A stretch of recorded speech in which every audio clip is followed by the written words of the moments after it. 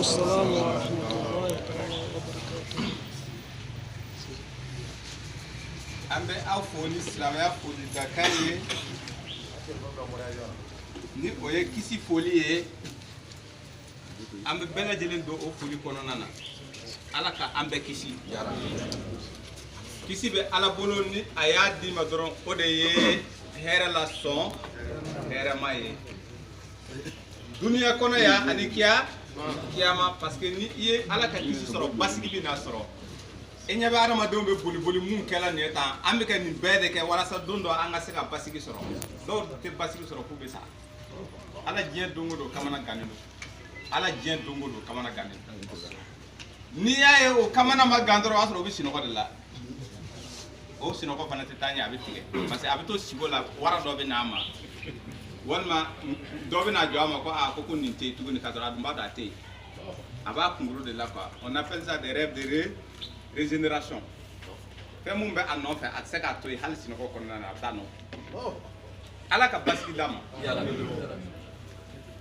Ka ben juma doya fait bi na e kalota ka black le boli non fait ambe ben julima. Le 20 mars sans bafla ani sans amuga. Donc on be ka boli be ka tassa. Donc be fale ni don tara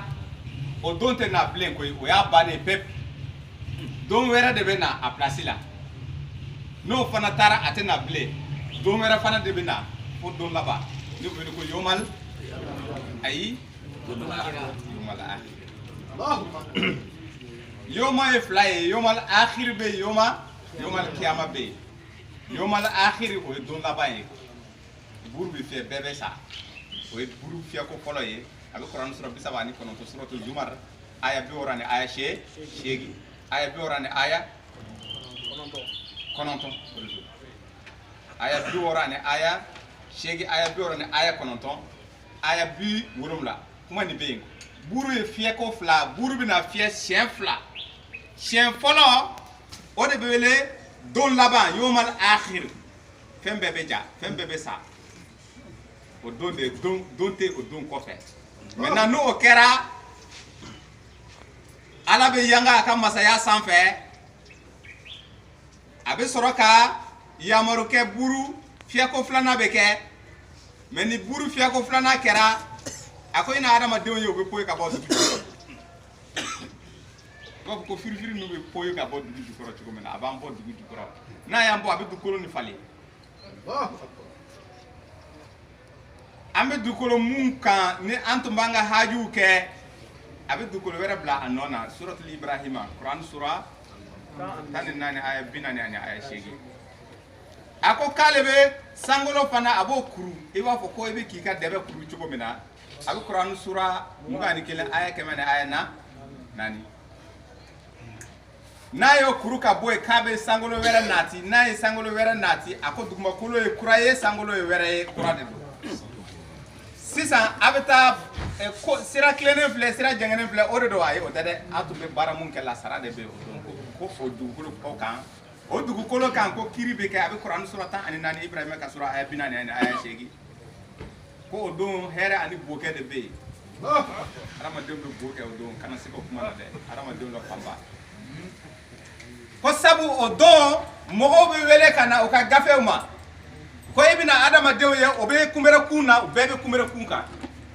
o bɛ taa kunbɛrɛ kun kan jaga bɛ taa kunbɛrɛ kun kan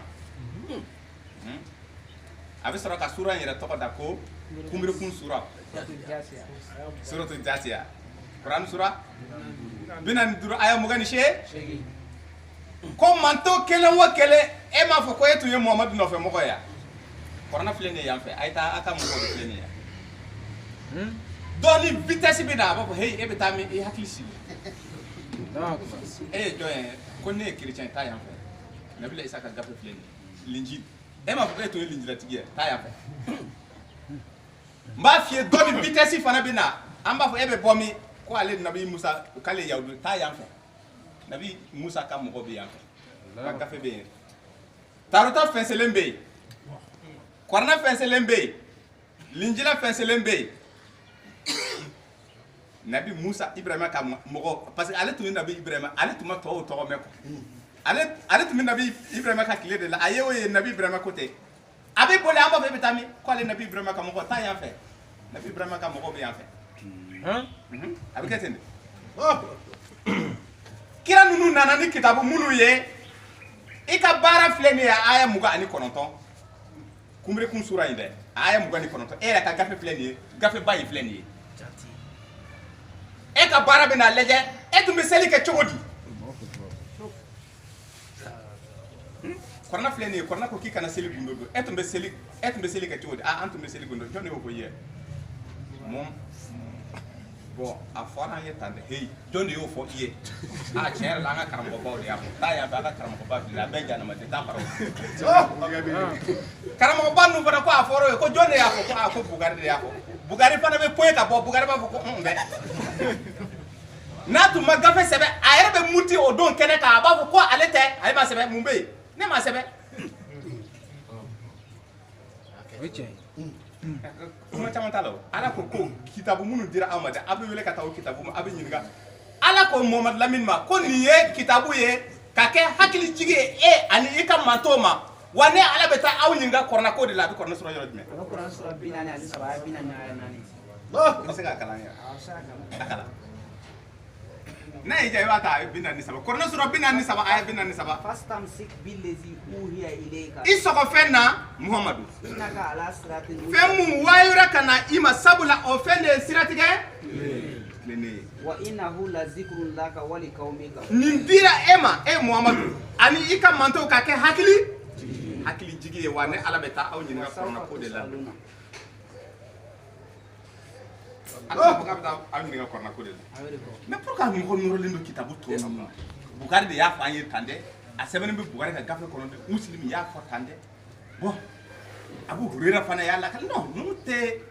tɛ se ka ninnu ko kuma fɔ kiyama don e t'a fɛ ka ninnu yɛrɛ de tɔgɔ mɛn k'a sɔrɔ e dun b'a mɛn parce que e tun b'o de kan n'a y'a mɛn a bɛ bɔ ka kiri ka kɛ i n'a fɔ a ma fɛn mɛn a ma fɔ ka bɔ namara tɛ passé yan koyi a b'i kali walahi bilahi k'a b'i kali i n'a fɔ a tun b'i kali a bɛ kɔrɔna sɔrɔ jumɛn kɔnɔ Mujadala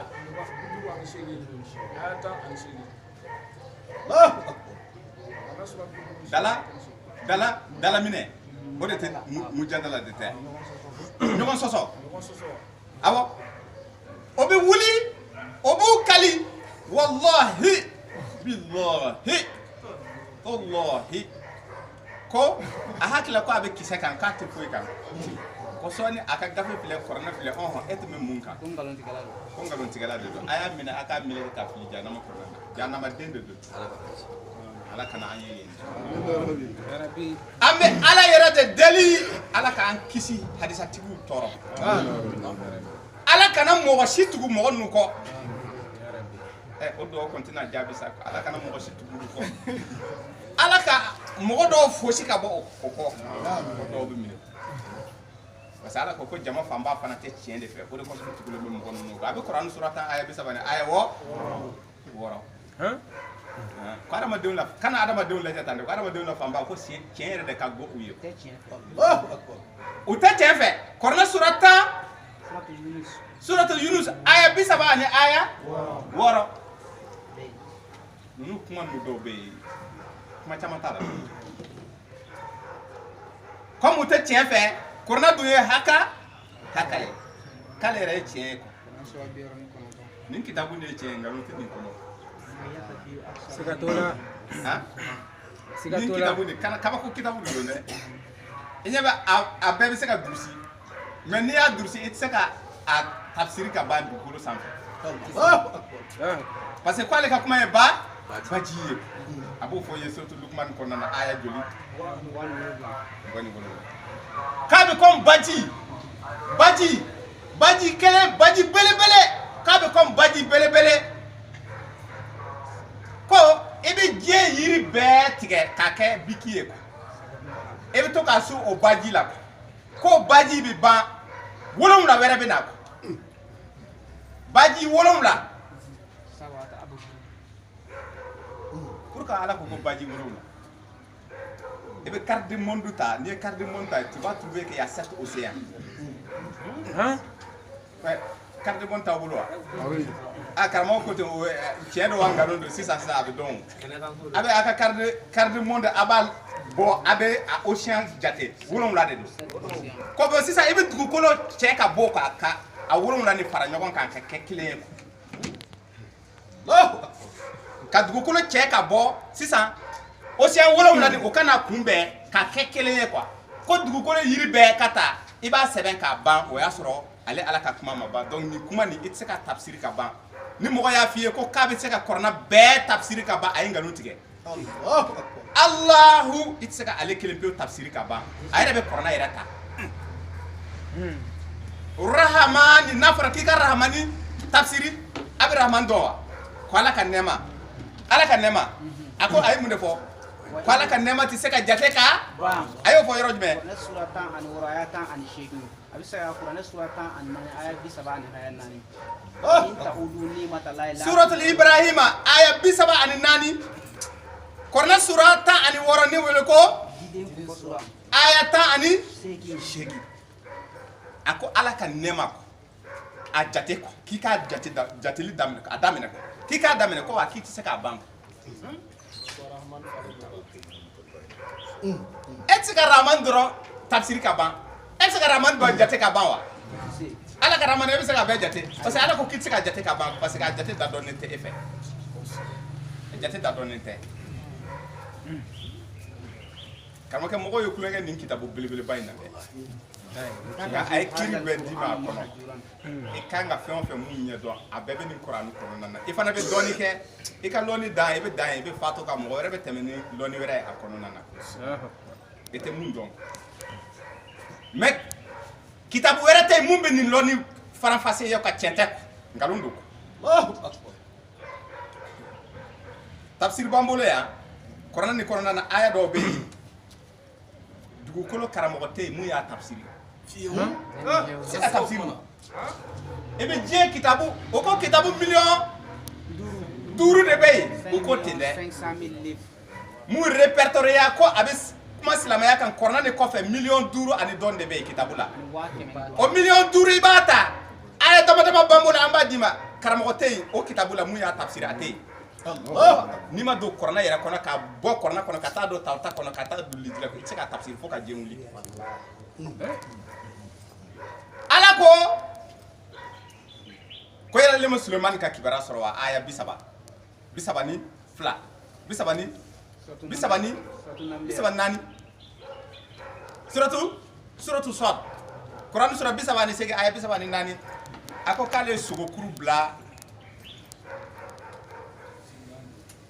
sogokuru bla masa Suleiman ka masa siazika fenj bene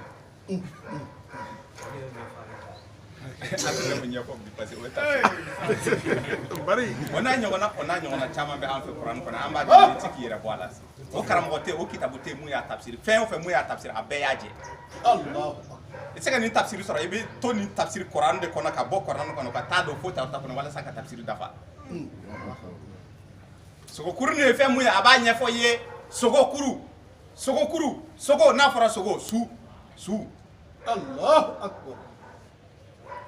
su de be wele sogo ni bora la da kera sogo mais yala o sogo de ko don ala dun ko kabe kuma ndalen fe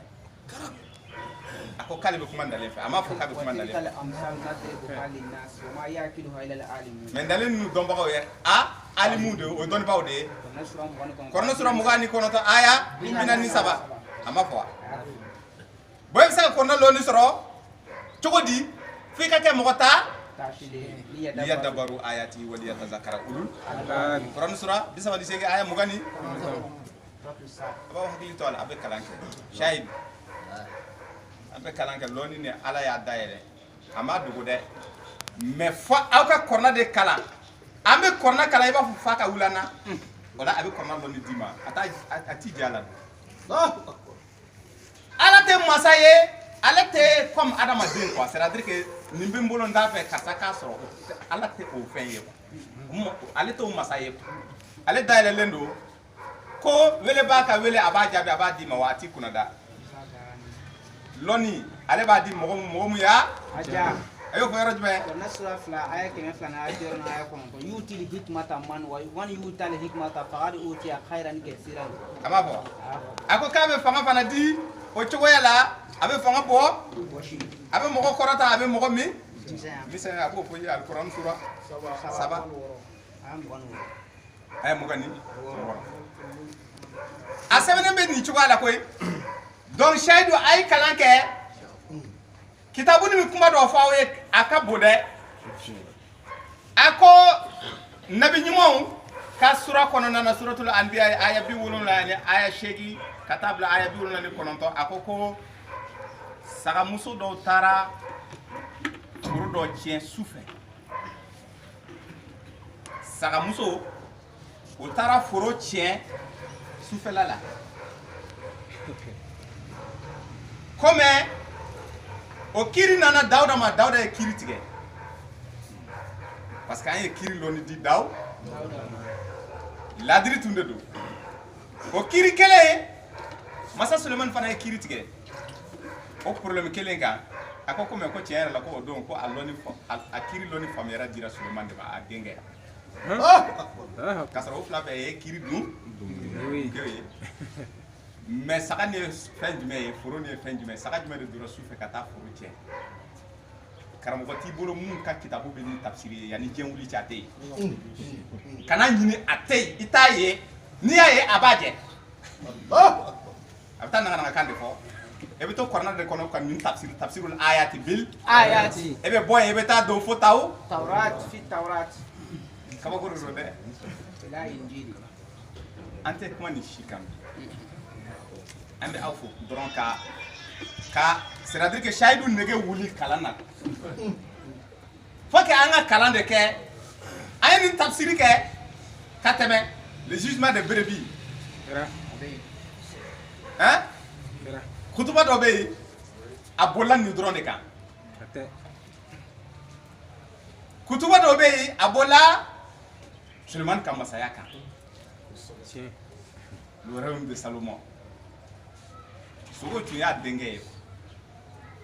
sogo 16 masaya 16 trône masaya yɛrɛ bɛ dɔn ni trône de ye o de kosɔn a ko ko ale y'a ka masaya ye an ka ji a ka masaya tun bɛ ji sanfɛ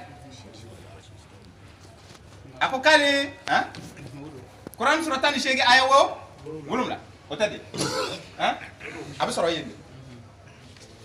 a ko a tun bɛ ka yanga ji sanfɛ o de kosɔn a ko dani bɛɛ bɔra a ye dani ɲɛ bɛ fɛn o fɛn na a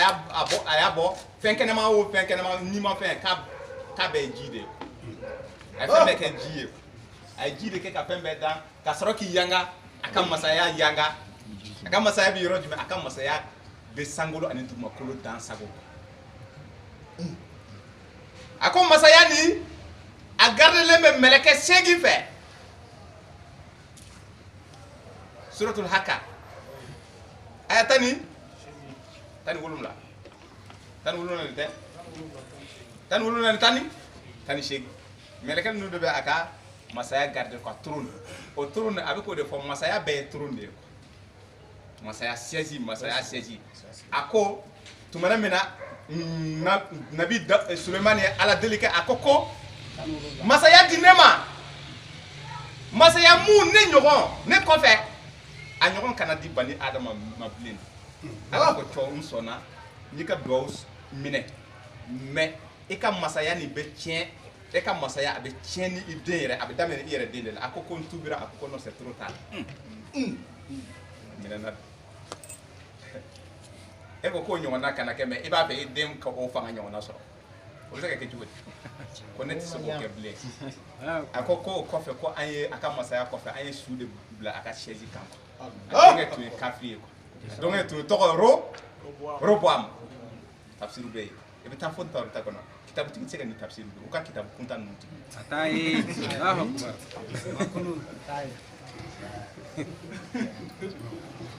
aw bɛɛ lajɛlen fo k'a waleɲuman dɔn kɔrɔna ka di dɛ lɔnni wɛrɛ bɛ kɔrɔna kɔnɔna na i m'a ye a ko océan ye 7 de baro dɔ bɔtɔ la a bɛ k'a f'i ye ko océan ye 7 de découverte de taara kɛ k'a ye k'a fɔ ko non kɔrɔna de ye tiɲɛ ye Alakira y'a dɔn k'a fɔ océan ye 7 ye cogo di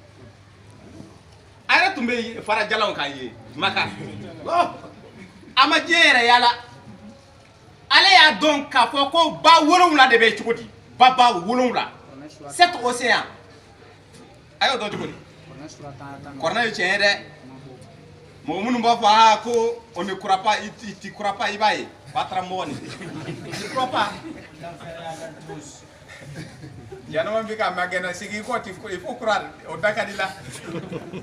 fɛn dɔ bɛ kɔrɔna kɔnɔna na a bɛ kuma e yɛrɛ kan vraiment i b'a dɔn k'a fɔ nin tɛ adamaden ka lɔnni tɛ adamaden ka lɔnni tɛ nin ye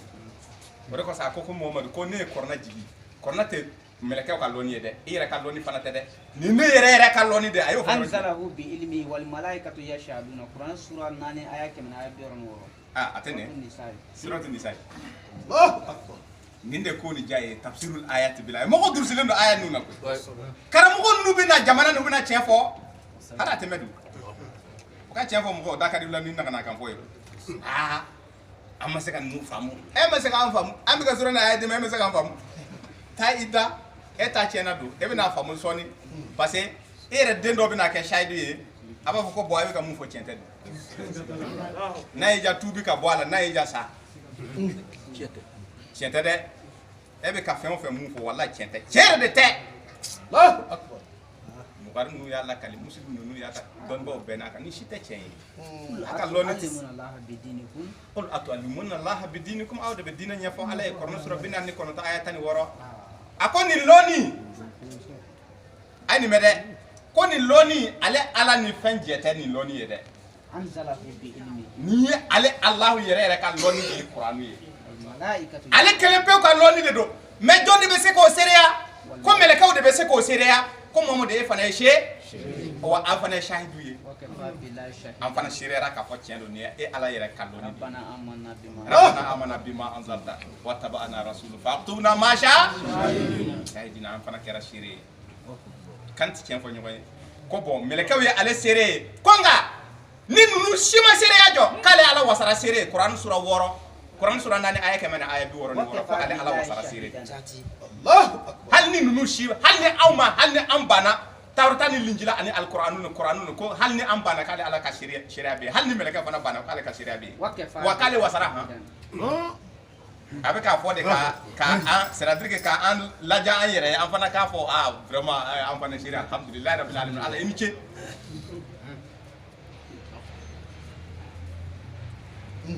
an bɛ foli kɛ ka taa mɔgɔ minnu bɛ na an lamɛn don nataw kɔnɔna na o y'a sɔrɔ an dɔw sara o y'a sɔrɔ minnu ye jeunes ye olu balolen bɛ yen o y'a sɔrɔ olu fana sayidu u bongosi bɛ taa o tɛ siran maa si ɲɛ o y'a sɔrɔ u dusulen don fo k'u kun ci a k'u ka karamɔgɔ dɔ tun bɛ a yɛrɛ tun ma yɔrɔ dɔ faamu ni o ye anw ye an yɛrɛ ye lɔnni sɔrɔ k'o développer ka tɛmɛ tafsirul ayati bil aya a ko parce que mɔgɔw bɛ ɲɔgɔn ye lɔ lɔnni na wa fawqa kulli zi ilmin alimun Kɔrɔna sura 12 aya 7 aya 6 mɔgɔw bɛ ɲɔgɔn ye lɔnni i bɛ sɔn o ma ne bɛ ka min f'i ye mɔgɔ wɛrɛ bɛ na Kurani ta ale bɛ fɛn f'i ye c'est-à-dire ne bɛ mun f'i yɛrɛ i bɛ ɲinɛ a yɛrɛ kɔ i b'a fɔ ko ko jabari yɛrɛ tun tɛ Kurani dɔn ala k'o mɔgɔw wuli ka falen an cɛ la ka mɔgɔw kalan ka karamɔgɔ ninnu bɛɛ bin o yɛrɛ binna ka ban tɔ ye dɔrɔn an bɛ to k'u ten tereke n'u ko ko an b'a nɔgɔya dɔɔnin i tɛ tiɲɛ fɔ kɛlɛko tɛ o c'est-à-dire que badenya de don an bɛ ɲɔgɔn tan de terrain balo a bɛ komi balontan équipe ye fila ye bɛɛ b'a fɛ ka essayer ka bi don bon ninnu tɛ se ka bi don na a bɛɛ fakolen don bon an dun bɛɛ ye Messi ni Ronaldo damaw fara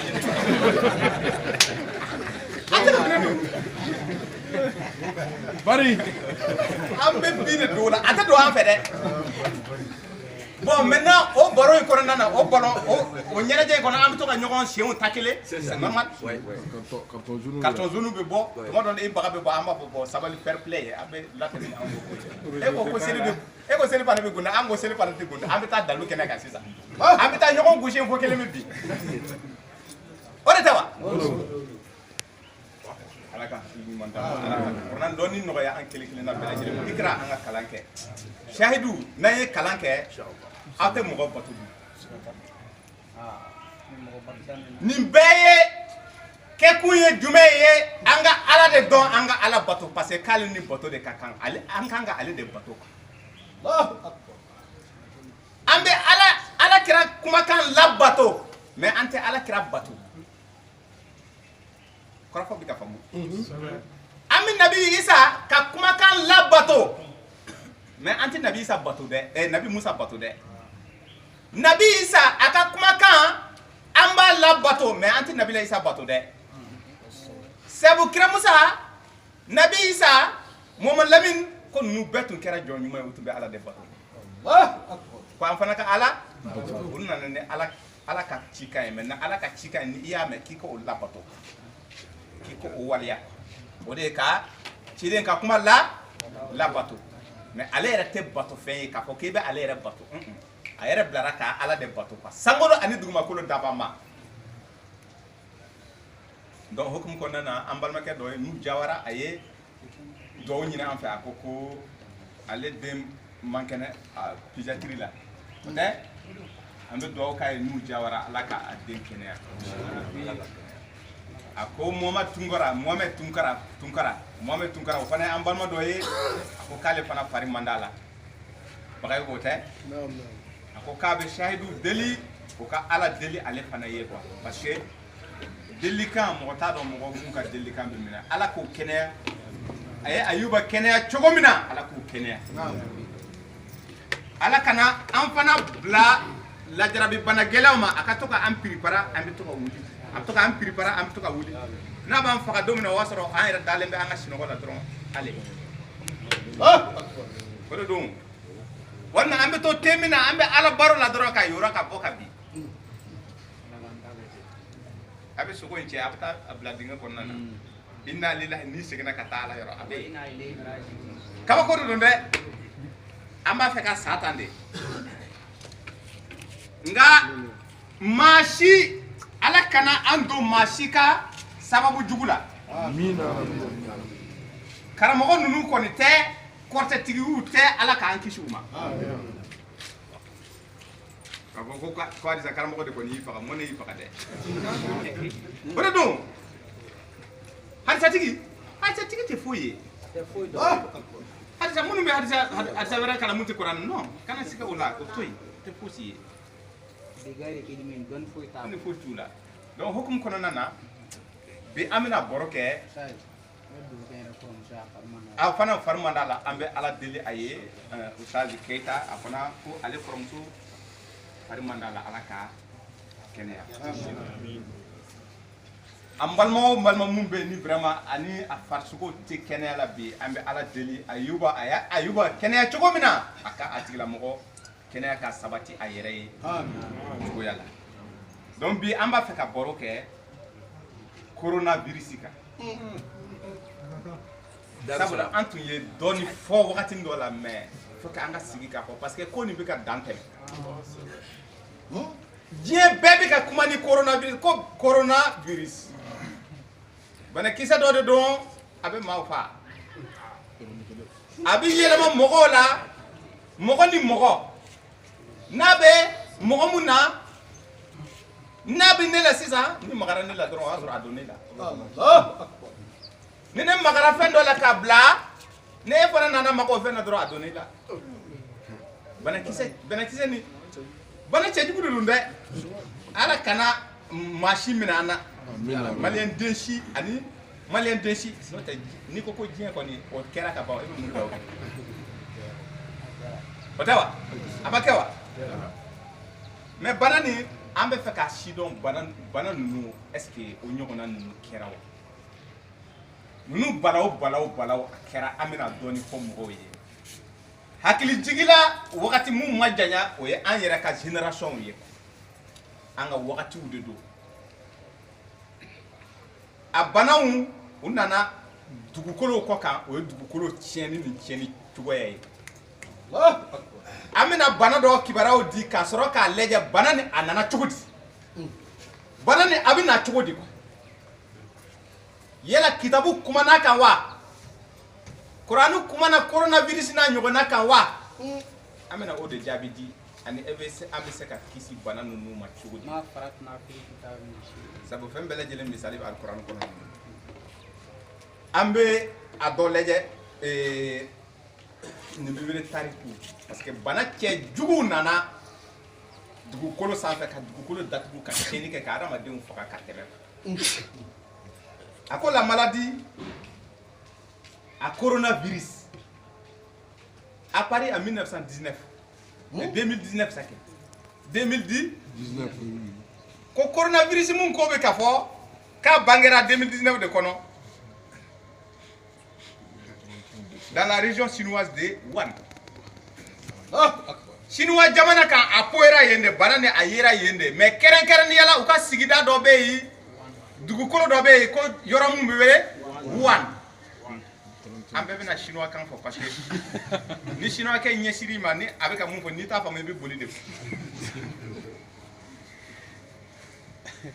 ko o banani cette maladie a fait déjà des milliers de morts. Mogo ba yirikaw ayo de faga bi ka ben le 20 mars. Otaba 2019 kay mogo ba yirikaw de latunu 2020 kono 20 mars 2020 bi otaba ko o yasoro ameka kuma ni fo wakati mena 600 banani ye adama deum bonne unina mogo ba yirikaw de dum. Quand le 11 mars 2020, l'OMS a déclaré qu'elle est devenue une pandémie. OMS est Djekoulou de Moun Sigilendo, Djembe be a Kononana. Djembe be o Djekoulou Kononana. Mais o Djekoulou be kuma Kenya de Camp. OMS, Organisation mondiale de la santé. Au lieu de quoi, bana kisa coronavirus kake bora kuluna de. Kafo ayera yoron do fitini doron avec maufa ayta deme do la ka boro la de ka kera banay mu yere kelen do dien silege nani be Allah ne comment dire tiens de peut-être mais à cause d'autres pandémies ont existé avant coronavirus ni ñu ko na bana la huta banaw temena ko santé akera ko adoye la grippe espagnole. Grippe espagnole, elle s'est répandue lors de la Première Guerre mondiale et a tué 100 millions de personnes. Grippe d'obéi, espagnol, grippe espagnole. Grippe espagnole, bana qui s'est donné. Afana poira du gono sans faire. Deuxième guerre mondiale, Première Guerre mondiale, wakati. Afana nana dukolo sanfɛ ay adamadenw million kɛmɛ de faga. 100 millions. En 1918 et 1919, elle se manifeste par la fièvre.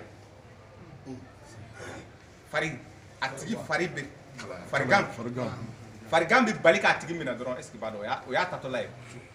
a y'a kɛ cogo cogo a bɛ sa de. Une site de défense immunitaire et les victimes mouraient en 10 jours. N'a y qu'il est temps de parce que ni kalani ya atigla mɔgɔ minɛ fɛn o fɛn mun bɛ farikolo la mun bɛ se ka banakisɛ kunbɛn a b'a bɛɛ faga ka sɔrɔ k'a tigi yɛrɛ faga tile tan na wagati kɔnɔna na dɔw yɛrɛ tɛ tile tan yɛrɛ bɔ ni mɛnna o ye 10 jours de a bɛ faga a ko banakisɛ dɔ fana tɛmɛna a tɔgɔ ye variole appelée aussi petite vérole. Elle a fait des millions de morts dont les 3/4 de la population amérindienne au XVIIe siècle et 20 000 personnes en Inde vers 1970. 1970. Elle fut éradiquée par un vaccin en 1977. A ko k'a ye millions adamadenw millions de faga américains mais u ka siya minnu bɛ wele indien sigilen bɛ Amérique les amérindiens olu bɛ yen u bɛ olu yɛrɛ de ye Amérique sigi a tun bɛ ɲini k'u ban ko ani Inde parce que o taara ni ko ni Inde parce que o tora taa ni ka segin la o taara Inde ka bana in fana bila yen a ye mɔgɔ 20 de faga ye a ko a dɔ filɛ nin ye mun tɔgɔ bɛ wele ko sida à Paris enfin 1970 en Amérique, banane fana bangela Amérique, Amérique du Nord, elle reste inguérissable. Au bana kirikana fana quoi c'est ka furakete. Na ye moko mina dro ya o ya bané. Et a déjà fait 37 millions de morts. Allah akbar. Ko lo sanfa ay moko million bisaba ni wolo na defa. 37 millions. 37. Be sida ko men. Ayame. Ako peste Antonine. Fana banakisa doye fana nana. Aussi appelée peste galénique. Elle frappa l'Empire romain à la fin de la dynastie de 1947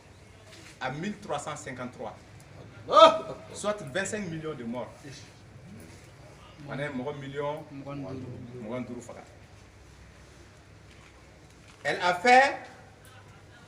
Elle a aussi fait 100 millions de morts à travers le monde, surtout en Orient. Les bien enfants en Orient. Arabie, ni Palestine, ni Irak, voilà, ni bébé de Moyen-Orient. Ako banani warala kata do ye. Kaye mogo munu faka abeta mogo million keme. Allah. Ni ko no amadame ne bide. Donc ni tariku ye e bi se ka mun soro bi anga tile la 600 kibaru ya vérifier len do e be do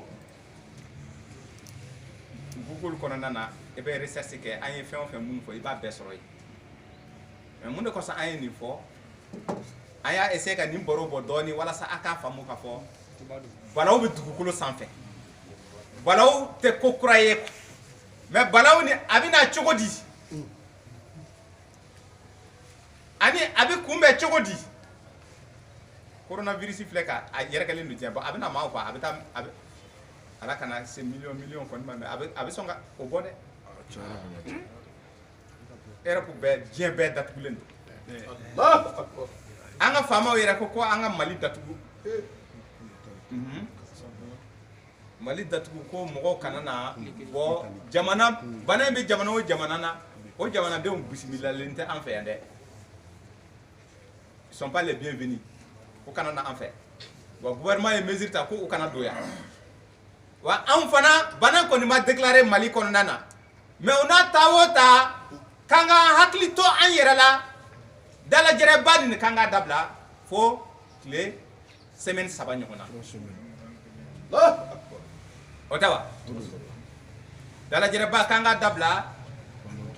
ka bo nyana je munum be ke nyana jew quoi ina fo mariage ni o fait nous ani politique sira ni ballontan ni concert ni abeka jok mais dina yoro la on nana se dina yoro la ko o be kuma nyoya ke o conseil fait wakati nata kono na ni juma nu be se ka ke dala jere juma ere dala jere ni juma be se ka ke ni dala jere be se ka ke quoi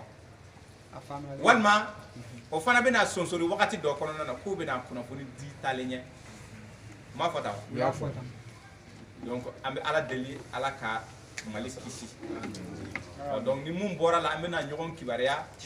faso nyemogo de do amankante ka o soso nous ko mu amba essayer ka enre bere beno ka wakati ula teme o de ko so conférence mutun kanga ka fulu sans faire o ya boama j'ai dit kun donc ablara adogo bina bla ni wakati ni temena o bina dati wera fixer la wala am ñogon soro kun sans am ta doni fo inshallah banani mun na ni banani ye ngal gele banani bi soro straight men fe mun de ya a sababu ye ani sisa fen jonde ya la c'est à dire que o mu wele ko ala ka nyangata ala de be ka banani jigan kan wa an yere no bala banani yala agla ne be an yere de agla wa ni ngal no be se ka jabi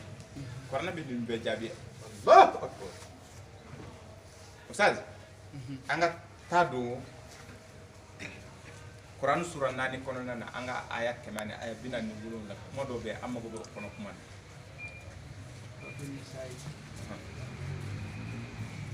walma ibo to ina ye jabe ta sura kasasi ta Quran sura mugani sege aya bidura ne aya ko konon to ibo ta suratul kasasi abe aka Qur'anu dayele abe adama den de makosbe kalande ba kono nana amina suratul kasas Quran sura mugani sege aya bidura ni konon tana kuma do be azorla bon nasor le be kamena wa ma kana rabbuka muhlikal qura ala mun fileni ye ale te du halaki tin koy hatta yab'asa fi ummiha rasulan fo aka soro abe cidende nati fola abe cidende ci awma ale ala te dugu halaki baye tende ale ala ka wuli dron ka balaw jigi mogo kante kale to masaye kale be cidende ci o kanani ale ka aya o ka ala ka aya o yatlu alaihim ayatina wa ma kana muhlikil qura illa wa ahluha zalimuna o kofe de numa ala ka aya ni amame amma son ala ka aya numa o kofe de sisan ha kalbe minene ke kayira kun tonyo bagaw mine ka soraka dugu halaki korofo bi ka famu ko ni be balawni be ju kalma ke est-ce que awba kalama walma ambe amba kalama an kwa ya mais mogo ka bo kalama balawni ju aya ko de don ko aya ala ka aya ni te kulen ko de ko ni balaw be a ju yere de ala ka aya ni uma ba aya no ma wa bon ko ni bankera ale ka aya me ale be balaw jigi dugu la quoi mais ale te kon ka balaw jigi fo aka cidenw de ci o ka ayaw kala mogo ye mogo ka don ala ko ye femu ye mais nu bana de ale ala be sura ka balaw jigi ala be sura ka ta kuma do fo suratul nisa e konana Quran sura nani aya kemane aya binani ani wolonga ma yaf'alu Allahu bi azabikum in shakartum wa amantum wa kana Allahu shakiran aliman ayi nyingali de ko cogoya jume ko ale ala yere ko cogoya jume ale Allahu ale be balaw jigi an kan ka soro an sabati leno limereya kono ambe ale ala walim ko cogo jume ko ale be son ko ke ko ale te nyangata jigi dugu la de bada ale te nyangata jigi adama denw kan ate son ka nyangata jigi adama denw kan madama o be aya nunu kan ale to kedi ama bo aya fo mais ale be se ka heraw nati ka here dama nati cugudi na borola atenna ni here de ta Quran sura juruta aya bi woro ani woro amogo bo kono kumana walau annahum aqamu tawrata wal injila akoni mogo tunye tawrata ni linjili ani wama unzila ilayhim min rabbihim oyjime Qur'an wanu nanzilu minal Qur'an ako pourtant de koni mogo tunye tawrata kono kuma la bala kwa waliya kwa ni mogo tunye linjila kono kuma waliya kwa ni mogo tunye korona kono kuma waliya kwa kalbe munke la akalu min fawqihim wa min tahti arjulihim here be suraw kon kabo sanfɛ here be fale aw sen ale ala bo kebo konga minhum ummatun muqtasidatun wa kaseerun minhum sa'a ma ya'maluna jama kulu fitini doron de be mun be to ka ni kuma ni bara ni kebo ka korona bla bala ko jama kulu fitini doron de be to ko kebo anika tawrata bla bala anika linjil konote ula famba ay mun defo sa'a ma ya'maluna ka bara chenen o be bara che jugu de kebo kwara ma dawla famba ko be bara che jugu de kebo note ko ni mo sona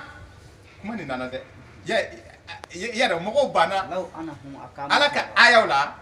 kata kitabu lalaka ko ka fɔ ko ci ala ye ci de ala m'a fɔ k'a bɛ cidenw de ci ka na aya de kalama bukari ye aya ye wa muslim ka kitabu kɔnɔ kuma ye aya ye wa muwata maliki ka kitabu kɔnɔ kuma ye aya ye wa lakadaru ka kɔnɔ kuma ye aya ye wa wa akima ko suratul kasasi kɔnɔ ko ale ala bɛ cidenw ci ka aya de kala mɔgɔw ye ala ka aya ni mɔgɔw banna o aya ninnu na aya 59 aya 59 suratul kasasi Quran sura 28 aya 50 aya 9 ko kiraw nana de ka aya kala mɔgɔw ye ko wa aya ko a dɔ ye tawrata ye ko a dɔ ye li ko a dɔ ye Qur'anul Karim ko wa ni mɔgɔw sɔnna ka o kitabu ninnu waliya quoi la waliya quoi ko ale ala tɛ ɲagata jigi a bɛ hɛrɛ dɔrɔn de di donc ko in sigilen bɛ aya ko de la ni mɔgɔw ye aya bila u bɛ taa tiɲɛni sira fɛ n'u taara tiɲɛni sira fɛ suratul lazabi b'a fɔ i ye a aya 10 Quran sura 33 a aya 10 a bɛ sɔrɔ ka balaw bɔ sanfɛ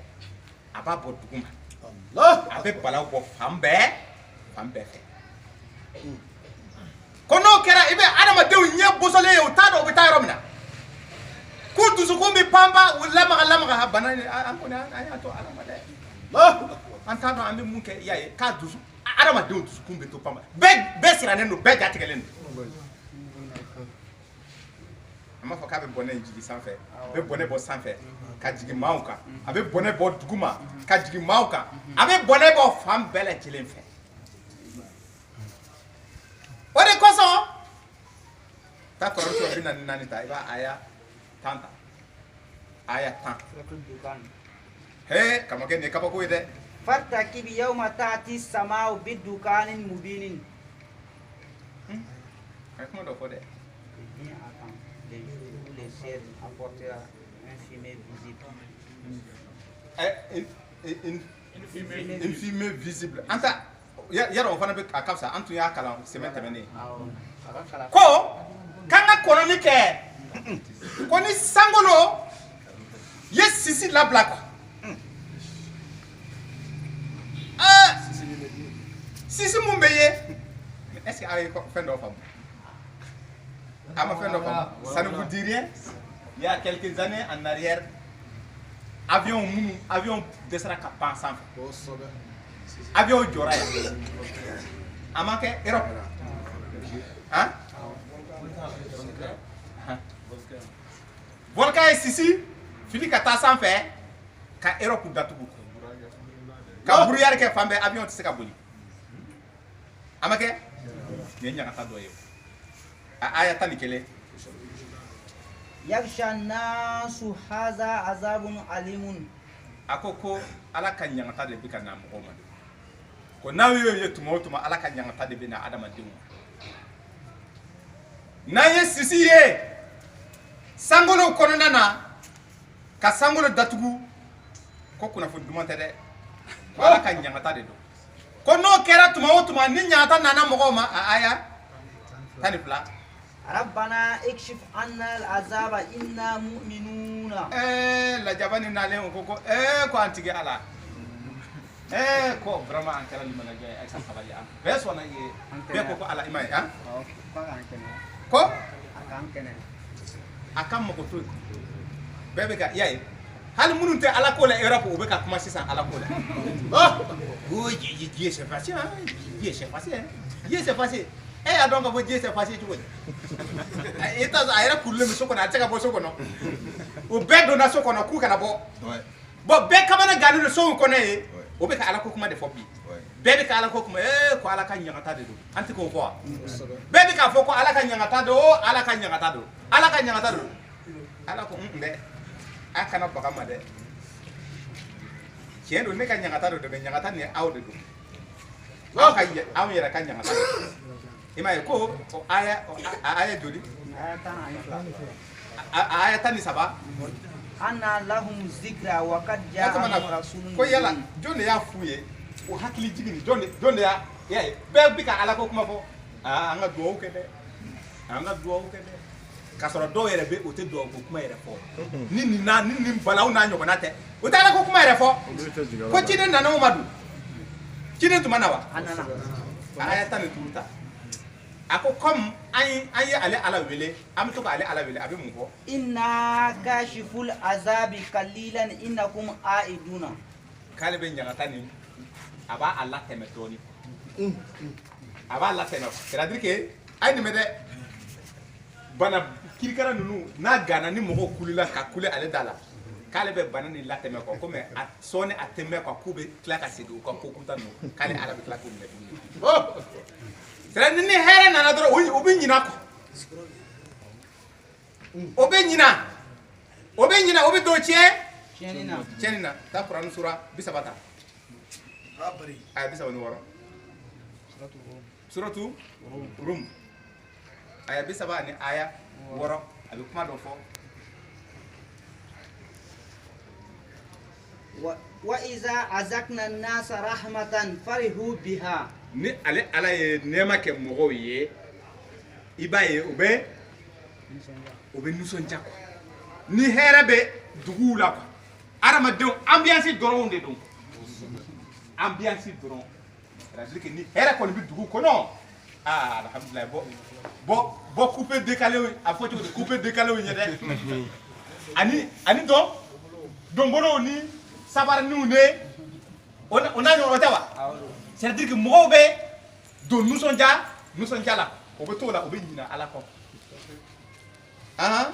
wa in tusibhum sayi'atu bima qadamat aydihim idha hum yaqnatuna atene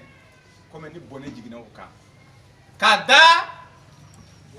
o bolo e mum bara anama dembe atega be mum bara de ko o de be ke bonne ka sege ama Allahu akbar est-ce que korofo bi ka fam anama dem aw be mum bara o de be ke bonne ka tun anka sabula aya bina nikele o jigila be c'est que ala encore ni ayen ko to ala ma koy antaro ko mi ke tuko mina koy ka dona burkina ama me yayi akasoro ama sa fa de wa haya e fana yo me ko o jigila tigelen ni toro yu soro o jigila be tigeme toro ni siga na o ma fo o e bolo e mu bara kwa bolo e mu bara o be ke sababu ye toro be na bani adama ma aya bin na nikela ayi mu de ko zahara al fasadu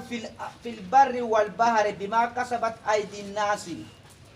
li yuzikahum ba'da allazi amilu la'allahum yarji'una ako yurugu la corruption ko yurugu bangira duguma ko lo sanfe de ani jiu kono nana kada adama deumbe bara muto o bolo e mu bara o bolo e mu bara de o de dugu kolo tie o de be jiu kono na fana tie ni idona dugu jido dans les océans là il y a des navires dugu abe ji kono awo mo bawo de be akono nana missile dobe missile de croisière dobe ale ti se ka fili dugu jukoro girin sanfɛ a bɛ bɔ baw de kɔnɔna na porte avion b'u bolo baw kɔnɔ u b'a fili u bɛ dugu ci kɔrɔfɔ bɛ ka faamu a bɛ ka faamu ko yurugu a bɛ yurugu fɛn cɛjuguba ye na 200 minɛ e ka nin o yurugu dɔrɔn ko tɛ dɛ ale bɛ ka dugukolo tiɲɛni de ko fɔ i ye quoi dugukolo ka lanɔgɔ ka a sababu sɔrɔla adamaden ka baara ale bolo ye mun kɛ dɛ o de bɛ dugukolo tiɲɛ ko n'o kɛra ale ala fana bɛ ɲagata jigi an kan ka sababuya kɛ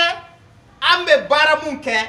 baara kolo ninnu ka an lajaba a t'a bɛɛ kɛ dɛ c'est-à-dire k'a fɔ ko a bɛna an lajaba totalement a bɛ dɔ kɛ yan ka tila ka tɔ ni dafa kiyama a ma janama ko kuma fɔ wa a ma fɔ wa komi ɲagata ni a bɛ daminɛ yan fɔlɔ dɛ k'a bɛ ɲagata jigi an kan ka da an bɛ ko minnu kɛra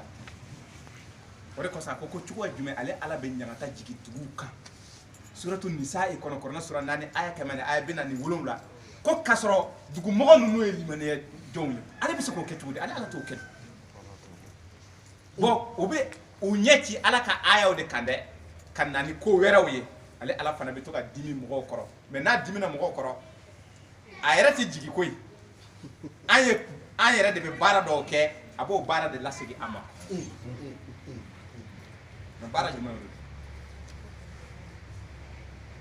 baara jumɛn de adamadenw bɛ baara jumɛn kɛ a tɛ se ka fɔ ka ban mais an bɛ bana ko de la coronavirus o n'a ɲɔgɔnna ani sida ani ebola ninnu an yɛrɛ tun ma ɲinɛ an bɛ ebola yɛrɛ fɔ ebola fana nana ye a tun bɛ ɲini ka Afrique de l'Ouest mɔgɔw dɔw baara kɛ a ma kɛ wa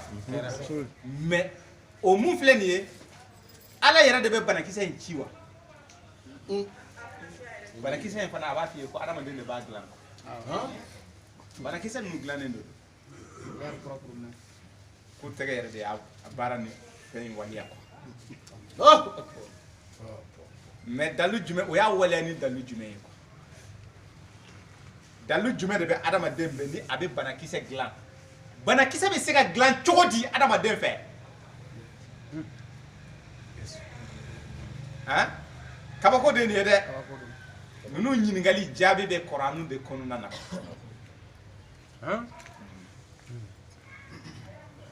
a ko ne Alahu tuma o tuma ni dugu murutira ne bolo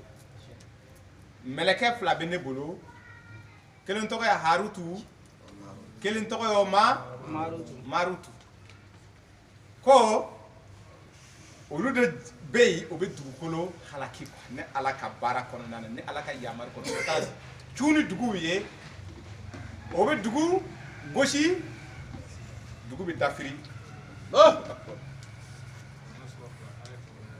Kurana sura 2 aya 100 ni aya 2 suratul baqara a bɛ na ni Haruta ani Marutu mɛlɛkɛ dɔw de don malakaini bi babila haruta wa maruta k'u jiginna Babylon jamana kan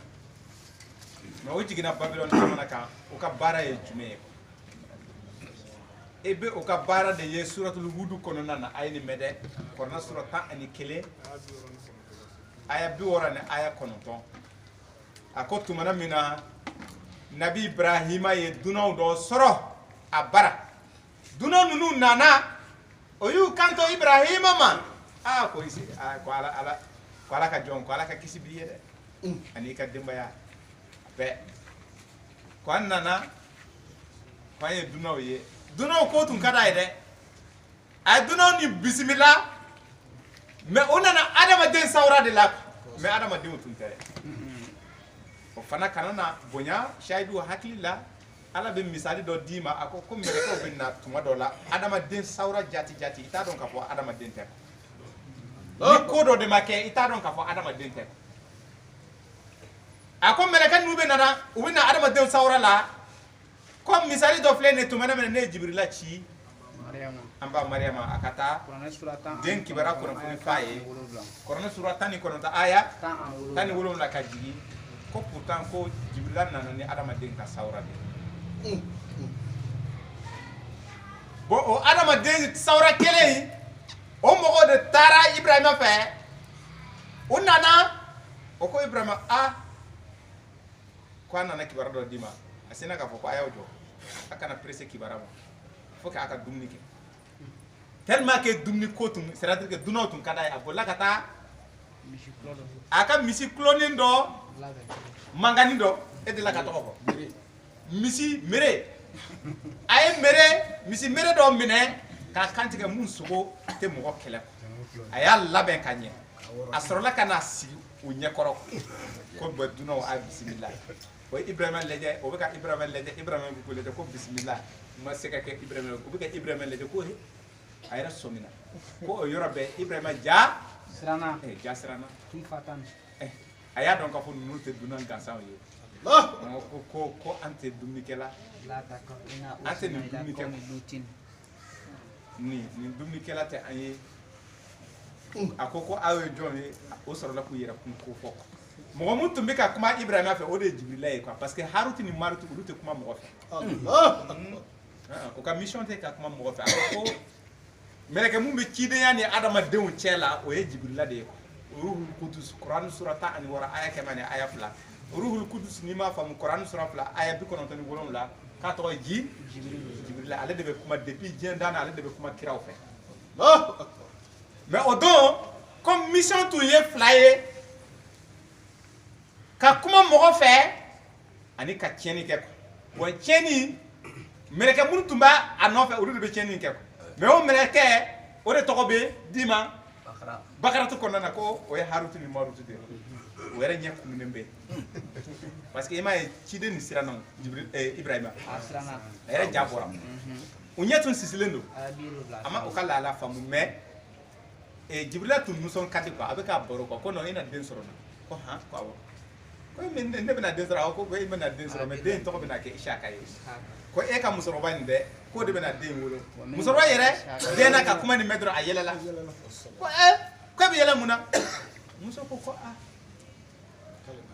non ko ne kan tɛ aw ma ko e bɛ yɛlɛ la ko a ka kuma de bala ne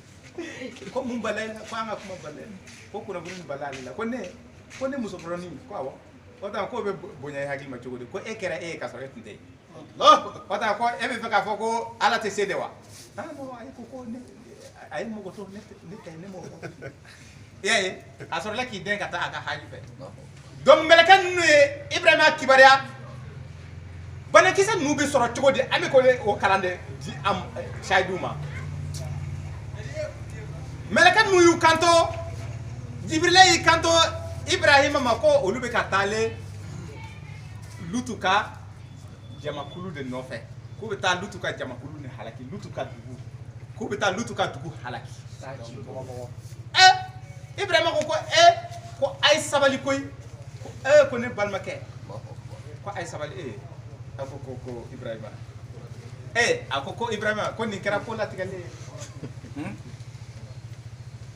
a ye nin mɛn dɛ ala ye kase bila fɛn o fɛn sanfɛ a tɛ wuli dɛ ko kana ala deli quoi parce que a tɛna sɔn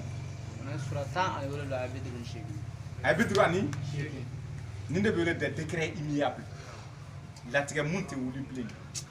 parce que olu bɔra ala de y'u ci ka kase kɛ kase kɛra quoi ko dugu ni ka halaki de wa e fana nin bɛna kɛ quoi den i bɛna den sɔrɔ an tɛmɛkun de ka kibaruya d'i ma n'o tɛ an yɛrɛ tun tɛ tɛmɛ yan an bɛ taa dugu ni halaki kana ala deli parce que a m'a fɔ k'a b'u deli dɛ i b'a ye kabako de don dɛ a ko k'u k'u jɔ k'ale bɛna ala de deli quoi Ibrahima ko k'a bɛ ala deli mais Jibrila k'a ma kana deli sa a banna parce que hali n'i y'a deli a tɛna sɔn ko nin tɛ wuli don k'an bɛna dugu ni halaki a ko k'u taara dugu in na o ni Lutu ye ɲɔgɔn ye Lutu ko aw na kun ko i ka mɔgɔ ye dansago kɛ ko walahi ko tiɲɛ don o yɔrɔ bɛɛ ja munafiki a muso tun ye munafiki ye a muso ni parce que o tun bɛ cɛw de ɲini a muso ni taara dugu kɔnɔ ka kibaruya di k'ale yɛrɛ mɛnna ka cɛw ye mais ko ninnu cɛ ka ɲi tɛ mais muso ye nin fɔ dun Kurani sura 12 suratu Yusufa a ye 31 muso m'a fɔ ko Yusufa bɛ comme mɛlɛkɛ wa donc ko muso a taara fɔ dugu ɲɛmɔgɔ ninnu minnu bɛ cɛw ɲini ko k'u ka teliya ka na dɛ minnu bɛ olu baara bi ninnu kɔni taara ko cɛ ɲumanya kɔni dan de nin ye dɛ o tɛna se ka cɛ si sɔrɔ minnu ka ɲi comme n ko ni vitesse de nana o y'a sɔrɔ Jibrila bɛ ka Lutu gulu ɲɔgɔnya a ko Lutu bisu in na nin wagati dɔ sera i bɛ bɔ n'i ka denbaya ye lɔb an delila ka tafsiri kɛ kɛnɛ ci kɛnɛ ci wagati balaw bɛ kɛ dugukolo sanfɛ dɛ diɲɛ balawba bɛɛ bɛ kɛ kɛnɛ cili wagati ye o de kɔsɔn a bɛna taa i b'a ye coronavirus ni fɛn ninnu o n'a ɲɔgɔnna ko a auzu bi rabbil falaki tanga ɲini maa fɛ maa mun bɛ kɛnɛ ci wagati ye balaw de ye tumana min na kɛnɛ bɛ bange ko wagati balaw bɛɛ bɛ kɛ i m'a ye attaque ninnu bɛɛ bɛ ka kɛ attaque baba ninnu bɛɛ bɛ kɛ 4h du matin 3h du matin 4h du matin 5h du matin hali an ka sɔrɔdasi n'u b'u attaque o b'o kɛ o wagati ninnu guerre mondiale ninnu ma hey wagati kolo ye dɛ ko bon n'o wagati sera yanni o ka i bɛ bɔ n'i ka denbaya ye mais Jibrila ye kunnafoni d'a ma ko ni aw bɔra a kana aw kɔfilɛ dɛ mais ko i ka muso ni ale a bɛna kɔfɛ parce que a fɔra k'a ka bɔ ni a ka denbaya dun a muso b'a la mais muso ni munafiki ye muso tɛ banbaganci ye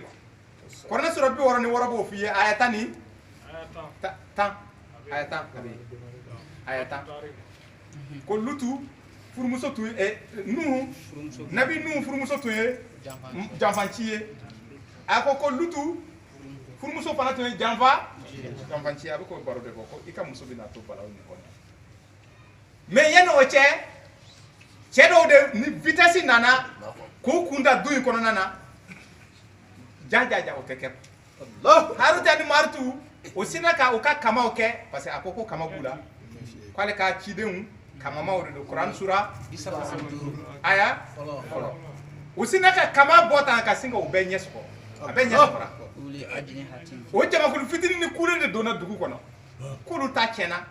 a bɛɛ bɛ ka dɔw bɛ ka boli k'i yɛrɛ gosi koko la i bɛ wuli taa yɔrɔ tɛ yen ɲɛ tiɲɛnen don ja balaw tɔw bɛ nalen ala sɔrɔla k'a fɔ ninnu bɔlen a ko u ka dugu ni cun k'a yɛlɛma a kun ka sanfɛla k'a dugumala ye ka sɔrɔ ka bɛlɛkisɛ kɛ k'a bon o ye bɔnmu de ye bɔnmu o ye bɛlɛkisɛw kɛ ka u bon kɔ bɛlɛkisɛ ni a bɛ bɛlɛkisɛ dɔn o de ye misili ninnu ye les bombes mais jɔn de y'a dilan adamaden de y'a dilan mais a y'a lɔnni sɔrɔ cogo di a lɔnni filɛ nin ye Harutu ani Marutu ka baro la Harutu ani Marutu ka baro la a ko mɔgɔ ninnu ye bɛlɛkisɛw ci dugudenw ma a bi 82 kɔnɔ kuranɛ sura 10 ani 1 a bi 82 kuranɛ sura 10 ni 1 suratu Hud aya 82 ani 2 o baraw donc o lɔnni a bɛ o lɔnni caman de ni donna ta kɔnɔna na jeunesse bɛ o f'i ye voilà a b'o f'i ye ko balawu chapitre 19 verset 15 a bɛ balawu ci balawu ni mɛlɛkɛ ninnu de bɛ balawu ni ci Harutu ani Marutu donc o Harutu ni Marutu baro dɔ bɛ na bɔ i ye quoi o ka kibaruya kunkan ko la suratul Bakara aya 100 ani aya 2 a ko jinɛw ye baro kɛ o aya in kɔnɔna na ko jinɛw y'u kanto ko Sulemani kɔni tɛ an ma deli ka Sulemani tɔgɔ dɔn ko Sulemani ye kafiri de kira Sulemani masa Solo ye ko kafiri tɛ yen ka masa Solo bɔ jinɛ ninnu bɛ ka nin fɔ o bɛ k'o baro fɔ kɔnɔna kɔnɔ a kɛra wahi ye ala ko ko k'a sɔrɔ Sulemani tɛ kafiri ye dɛ ko mais jinɛ ninnu yɛrɛ de olu yɛrɛ de ye kafiri ko jinɛ ninnu k'u bɛ mɔgɔw kalan dabali jugu la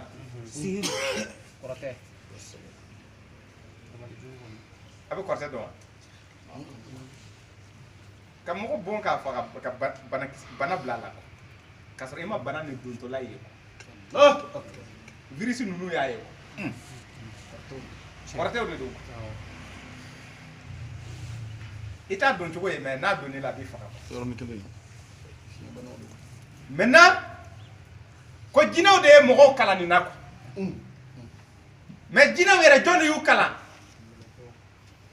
mɛlɛkɛ ninnu de y'u kalan Harutu ni Marutu parce que Harutu ni Marutu olu bɛ dugukɔnɔw tiɲɛ mais olu b'o kɛ ni ala ka sabu o tɛ ala sɔsɔ Kuran sura 66 aya 6 la ya'suna Allaha ma amarahum suratu Tahrim aya 66 a ko mɛlɛkɛ ninnu tɛ ala sɔsɔ olu bilalen don baara mun na o b'o baaraw kɛ ala dun ko ale ka mɛlɛkɛ ninnu ale ka cidenw de o bɛ ale ka baara kɛ quoi suratu Naziya o tɛ Kuran sura 79 aya 7 4 ka jigin ko ale ala ka cidenw mɛlɛkɛw o bɛ ale ka ciw kɛ quoi ale b'u bila mun na o bɛ taa kɛ quoi o tɛ ala sɔsɔ o tɛ ala sɔsɔ a bɛ t'o de f'i ye Kuran sura 66 aya 6 ko mɛlɛkɛw tɛ ala sɔsɔ donc Harutu ni Marutu olu yɛrɛ ka bato u yɛrɛ ka ala bato parce que ala b'i yamaru n'i y'a kɛ o de ye ala bato da wa ala y'i yamaru ni banna o de tɛ ka ban ka ala bato wa bon mɛlɛkɛ yi harutu ni marutu olu ka ala bato de ye ka tiɲɛni kɛ olu ka mission bɛɛ de bɛnnen don u bɛ tiɲɛni dɔrɔn de kɛ fɛn o fɛn mun bɛ kɛ dugukolo sanfɛ tiɲɛni na olu de b'a kɛ o tabali bɛ olu bolo o dalilu bɛ olu bolo olu de bɛ sanpɛrɛn orienté ka na mɔgɔ ma ni ala bɛ fɛ ka sanpɛrɛn jigin mɔgɔ kan a ma fɔ k'ale bɛ sanpɛrɛn bila ka taa maa o ma kɔrɔne sɔrɔ 13 aya 13 13 o de kosɔn chiffre 13 tubabuw tɛ chiffre 13 fɛ olu kalan don dɛ chiffre 13 hali u ka hôtel da la u ka so da la i tɛ chiffre 13 hali ni i ma farati a don a lamɛn dɛ i ka fini dɔ don 13 sɛbɛnnen b'a la i bɛ ka don avion kɔnɔ tubabuw tɛ don i ka labɔ de chiffre 13 ye tere jugu sanpɛrɛn de don chiffre 13 fansi man di a bɛ k'o de f'i ye 13 13 sanpɛrɛn de b'a kɔnɔna na ko sanpɛrɛn ni mun bɛ ka kɛ gugugugu yadɔn ko dɔw bɛ i b'a fɔ k'u b'u kiri ko bon ko k'a sɔrɔ ko sankolo kɔnɔna na ko u fana bɛ ka san nacogo u fana bɛ ala bato o ka ala bato kunkan de filɛ nin ye tan dɛ mais o ala bato nin k'ale bɛ to ka sanpɛrɛn bɔ a kɔnɔ k'a ci ka taa mɔgɔ ma mɔgɔ mun ye ale ala ja a bɛ taa mɔgɔ gosi mɔgɔ mun y'a ja mais o mun filɛ nin ye o baara ni mɛlɛkɛw de b'a orienté ka taa kabako de don dɛ mɛlɛkɛ jɔn harutu ni ma olu de bɛ nin baara sugu ninnu kɛ olu baara ni cɛjuguya ni a daminɛna Babilɔni o de kosɔn a b'a fɔ ko u jiginna Babilɔni dɔɔni mun jiginna kan Babilɔni jamana kan Babilɔni tɛ bi jamana ye dɛ jamana ko Irak jamana kɔrɔdenba et puis jamana puissanenba la tour Babel a été construite en Irak tour Babel a delila ka tour Babel mɛn film yɛrɛ bɔra tour de Babel la tour de Babel a kɛra Irak yen de o tour Babel o bɛ k'o de ladege tour Zimel les tours Zimel ka so u bɛ soja minnu jɔ a bɛ taa seleke o bɛ k'o de ladege 11 septembre o so fila les tours Zimel o n'a ɲɔgɔnna de don tour Babel tun bɛ Irak donc mɛlɛkɛ ninnu adamadenw ka dansago waralen donc siɲɛ fɔlɔ-fɔlɔ o dugukolo ka tiɲɛ sisan a daminɛ o de kosɔn a b'a fɔ ko harutu o marutu Babilɔni a bɛ Babilɔni fɔ mais k'o bɛ tiɲɛni de kɛ maintenant sisan olu ka tiɲɛni yɛrɛ de ala bato ye n'a fɔra k'u ka taa dugu in halaki n'u ye dugu in halaki olu fana b'a fɔ alhamdulilahi rabbil alamin mission o ka mission o ka kɛ juguman kɛ de o de ye ala bato ye maintenant a lamɛn baro dɔ bɛna tɛmɛ olu ni mɛlɛkɛ ninnu cɛ la mɛlɛkɛw ni jinɛw cɛ parce que mɛlɛkɛw ni jinɛ u ka alami ye kelen ye u ka alami ye kelen an bɛ se k'o sɔrɔ Kurani sura 18 ala b'a fɔ Kurani sura 18 aya 50 a bɛ se k'o lajɛ a b'a fɔ ko tumana min na an fa Adama danna ni ala ko ko u ka sujudu bin ko mɛlɛkɛw ye sujudu bin mais ko setani tun ye jinɛ ye o cɛ la ale de ma sɔn setani tun ye ibilisi tun ye jinɛ ye ko a dɔn ye dun Kurani sura 10 aya 50 aya 50 a bɛ yen o ka alami ye kelen ye o bɛ monde kelen kɔnɔna na an ka alami ani jinɛ ka alam danfara b'u ni ɲɔgɔn cɛ ala b'o fɔ i ye Kurani sura 7 suratul Arafi aya 27 a ko jinɛ ninnu bɛ anw ye mais ko an tɛ u ye quoi donc mais u ni mɛlɛkɛw ye alam kelen dɔn u ka monde ye kelen u bɛ ɲɔgɔn koto u bɛ ɲɔgɔn dɔn o de kosɔn ala bi suratul mulku kɔnɔna na Kurani sura 67 aya 6 ka jigin aya 6 de tɛ ko jinɛ ninnu bɛ to ka yɛlɛ ka taa sankolo la sankolo fɔlɔ ko bɛ taa o kulo ma jɔ mɛlɛkɛw bɛ mun fɔ sankolo fɔlɔ la aya wolonwula ka jigi suratul mulk Quran sura bi woroni wolonwula aya wolonwula ka jigi aya duru de do aya duru ka jigi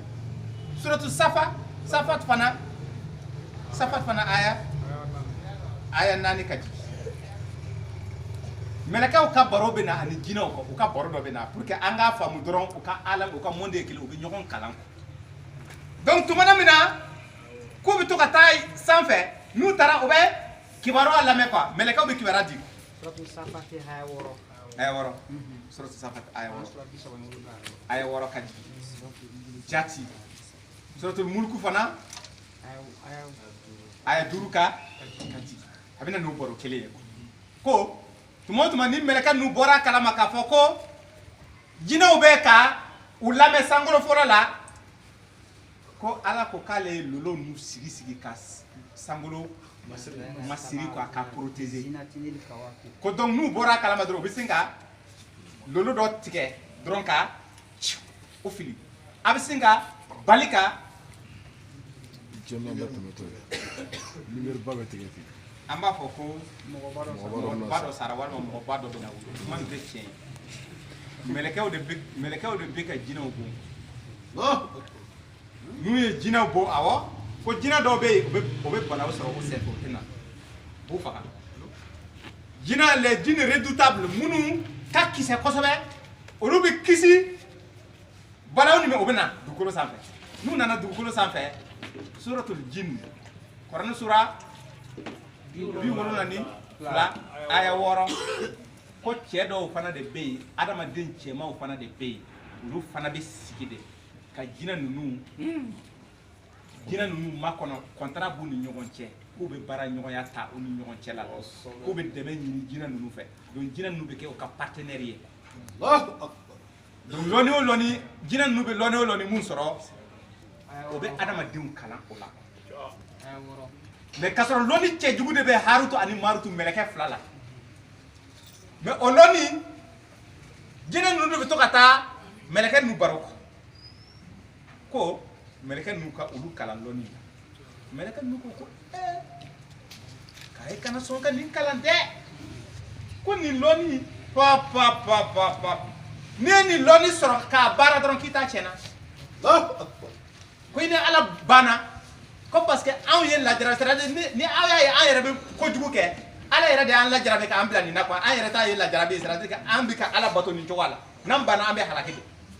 mais aw man kan tɛ ka nin lɔni kalan quoi ba fɔ hey ayan kana aw ta ye a jumɛn janama o tuma aw de be du ye janama don de do e ka aka sira ko da akan kalan ban donc meleke jina nunu de be to ka kalanta meleke nunu fɛ nu ye kalanta meleke nunu fɛ u bɛna u ka adamadenw jɛ ɲɔgɔn kalan kɔ Kuranɛ sura 7 la aya 6 donc o ye mɔgɔnifin cɛjugu de bɛ yen o ye ɲɛɲinini kɛ harutu ni marutu o bɛ bɛlɛkisɛ kɛ ka mɔgɔw bɔ a bɛ pop a bɛ dugukolo ci lumière ba bɛ wuli dugukolo bɛ yɛlɛma lɔni o y'a kɛ ni lɔni jumɛn ye jinɛ ninnu de taara o lɔni kalan a ye nin mɛn dɛ jinɛ ninnu de taara o lɔni kalan mɛlɛkɛw fɛ an ye o baro kɛ déjà o tun bɛ ka mɔgɔw bɔ lutu jamanaw lutukaw Sodome ni Gomorrhe tun b'o o bɔ ni bɛlɛkisɛ ye bɛlɛkisɛ tasumama a bɛ dugu yɛrɛkɛ a bɛ dugu kɛ ka a ta ka ba yɛlɛma sanfɛla kɛ dugumana ye l'attaque de Hiroshima Nagasaki a ma dugukolo yɛlɛma mais mun de y'a kɛ o y'a kɛ ni bɛlɛ dɔ ye projectile de don mais o y'a lɔni sɔrɔ cogo di bombe atomique a formé lɔni jɔn de o y'a sɔrɔ cogo di jɔn de y'a inventé Einstein Albert Einstein jinɛtigi tun de don jinɛ ninnu de y'a composition f'a ye donc a tɛgɛ sɔrɔla ka bombe nin dilan quoi k'a bila ka donc u b'o bɔ ni adamadenw ka juguman warala dɔrɔn an yɛrɛ de bɛ an yɛrɛ ta an bɛ balaw jigin an yɛrɛ kun kan o bombe an bolo ye mun baara quoi les bombes atomiques bombe H bom H bɛ bom atomique bɛ bom yɛrɛ dɔw bɛ yen sisan a ka bon hakili ma mais o y'a dilan cogo di mɔgɔ ninnu bɛ se ka nin dilan cogo di n'a fɔra ko farafin fagolen don o kuma bɛ digi an na mɛ o kuma kana digi an na dɛ o kuma kana digi an na an yɛrɛ t'a ka fisa awɔ parce que yan kɔrɔtɛtigiw bɛ yen cɛn tɛ wa kɔrɔtɛtigiw bɛ yen mais kɔrɔtɛtigi ale tɛ se ka bɛɛ kɔrɔtɛ a bɛ se ka mɔgɔ dama dama de kɔrɔtɛ a bɛ ne n'ala bilara ɲɔgɔn na a bɛ banakisɛ in bila ka taa a b'i faga mais kabako ye mun ye tubabu an b'a fɔ tubabu walasa a ka faamu mais siya wɛrɛw bɛ yen u ka lɔnniba ninnu u ka lɔnni ka bon mais a tilan bɛɛ ye jufu de ye jufu pourquoi jufu de don Ibrahima bɔnna jufu lɔnni b'u la a ka bon hakili ma o bɛ baro kɛ ni jinɛ ninnu ye jinɛ ninnu bɛ fɛn o fɛn mun fɛ u b'a bɛɛ maîtriser mais an fɛ yan jinɛtigi ninnu tɛ foyi dɔn kɔrɔ n'u y'a maîtriser u b'a kɛ mais n'u y'a kɛ ni ɲuman de don a bɛ profiter bɛɛ la mais ni juguman de don a bɛ bɛɛ fana halaki olu ka kɔrɔtɛ dilannen de filɛ nin ye coronavirus a bɛ comme kɔrɔtɛ a fɔ dɔrɔn dɔ ka kɔrɔtɛ de don mais nin kɔrɔtɛ nin a dilanna walasa a ka halakili de wara quoi a bɛ comme ni mɛlɛkɛ nin bɛ tiɲɛni mɛlɛkɛ ninnu bɛ tiɲɛni kɛ olu bɛ o bɛ bali ka duguw de tiɲɛ quoi bon k'a sɔrɔ kɔrɔtɛtigi kelen tɛ se ka duguw tiɲɛ tan quoi anw ka kɔrɔtɛ misɛnmani tigi ninnu parce que jinɛ fitini fitini de b'u nɔfɛ jinɛ kumaba ninnu ala b'o fɔ i ye k'an bɛna bagan dɔw poye ka bɔ dugu jukɔrɔ bagan bɛ kuma mɔgɔ fɛ a ma fɔ wa suratu naml aya 80 ni aya 2 a ko wagati laban na dugukolo na yɛrɛ quoi iza zulzilatil ardu zilzala kuranɛ sura 99 comme ala bɛ bagan dɔw bɔ dugu jukɔrɔ bagan in bɛna kuma mɔgɔw fɛ bagan ye bagan sugu jumɛn ye han o bagan de bɛ baro bɛ bɔ i ye suratu tɔha kɔnɔ aya 87 89 a ko o de samir samir jinɛ setani de don comme mun de ye samir ye bani israɛl ka denw tumana min na kira musa nana o ma kira musa ko k'a bɛ taa ala gundu ɲɔgɔnya a taara k'u to yen tuma min na ko setani kumaba de nana a ka mɔgɔw ma k'a fɔ a ka mɔgɔw ma musa taara tile joli kama o ko tile 30 o de fana ye tiɲɛ ye a tɛ kɔrɔna kɔnɔ wa surtout suratul arafi k'a tun taara tile 30 de kama mais tile 10 nana fara a kan donc tile 30 nalen ka se a y'i profiter parce que a taatɔ la a ko tile 30 nabi musa ko ma k'ale bɛ taa tile 30 ala ko taa tile 30 n bɛna i gunde ɲɔgɔn ye i bɛ sɔrɔ ka na commandement di mɔgɔ maintenant tile 30 dafalen musa ma na o y'a sɔrɔ haruna bɛ israɛl ka denw kun na setani nana a f'u ye ko cɛ in tun b'a de fɔ k'a ma ala ye comme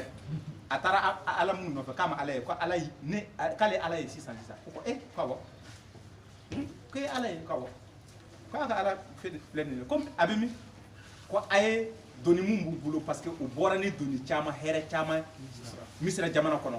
ni o ye sanu ko a y'a bɛɛ ton ko a y'a bɛɛ ton ko o yɔrɔ la dɛ k'a ye bagan falen ka bɔ dugu jukɔrɔ bagan ni misilama de don ko misi mun k'a kɛra o kɔnɔ k'a bɛ kuma mɔgɔw fɛ a bɛ ka kuma adamadenw fɛ a ma kɛ wa aya 88 o bagan o bato bagan olu de wele illuminati an bɛna ni baro fana bɔ o fana tafsiru bɛ yen mais mɔgɔ ninnu bɛ se ka harutu ni marutu ka lɔnni sɔrɔ sira mun fɛ an bɛ k'o baro de bɔ o ni jinɛtigiw de don jinɛ babaw jinɛ minnu ni mɛlɛkɛ ninnu ka kibaruya b'u bolo mɛlɛkɛ ka lɔnni b'u bolo o bɛ adamaden de kalan adamaden bɛ taa bila paratigi yɛrɛ la a b'a dilan ni matière ye a bɛ dilan ni matière ma u b'a bɛɛ ɲɛfɔ mɔgɔ ninnu ye o de kosɔn les scientifiques la i b'u ye a dɔw bɛ i b'a fɔ ko fɛn ɲɛnama ye o tɛ adamaden yɛrɛ fɛ fɛn ma yɛlɛma u bɛ laboratoire u bɛ parce que u bɛ wahi de sɔrɔ ala m'a fɔ ko jinɛ setani bɛ wahi kɛ wa وكذلك جعلنا لكل نبي عدوا شياطين الانس والجن يوحي بعضهم الى بعض setani bɛ wahi kɛ mɔgɔw ye Quran sura wɔɔrɔ aya kɛmɛ ni aya tan ni fila donc o wahiw mɔgɔ babaw de b'a sɔrɔ donc olu de bɛ banakisɛ ninnu dilan ani bombe atomique ninnu bana ka dugu bɛɛ paralyser ni bana kuntan ye mɛlɛkɛ ninnu ka alɔni bɛ olu de la olu bɛ to k'a bila jamana dugukolo la mais sisan o yɛrɛ ka baara yɛrɛ nɔgɔyalen don o yɛrɛ la talen bɛ adamadenw fɛ adamadenw de ba a dilan ka to k'a labila k'a lajɛ o de kosɔn il te parle de la guerre bactériologique de la guerre biologique de la guerre nucléaire o bɛna kɛ wagati nataw la a bɛna o kɛlɛw bɛna mais nin bɛɛ ye essayw de ye o k'a lajɛ a nɔ ye jumɛn ye n'a nɔ ɲɛna kosɛbɛ o b'a garder a bilalen don an yɛrɛ ta ka fisa dɛ wagati bɛna u bɛna fili ɲɔgɔn na olu yɛrɛ de bɛ dugukolo wuli o bɛ t'o la ala b'a fɔ ko bɔn a ye ko in ban a tɔ ban sa buru fiyɛ bɛɛ ka sa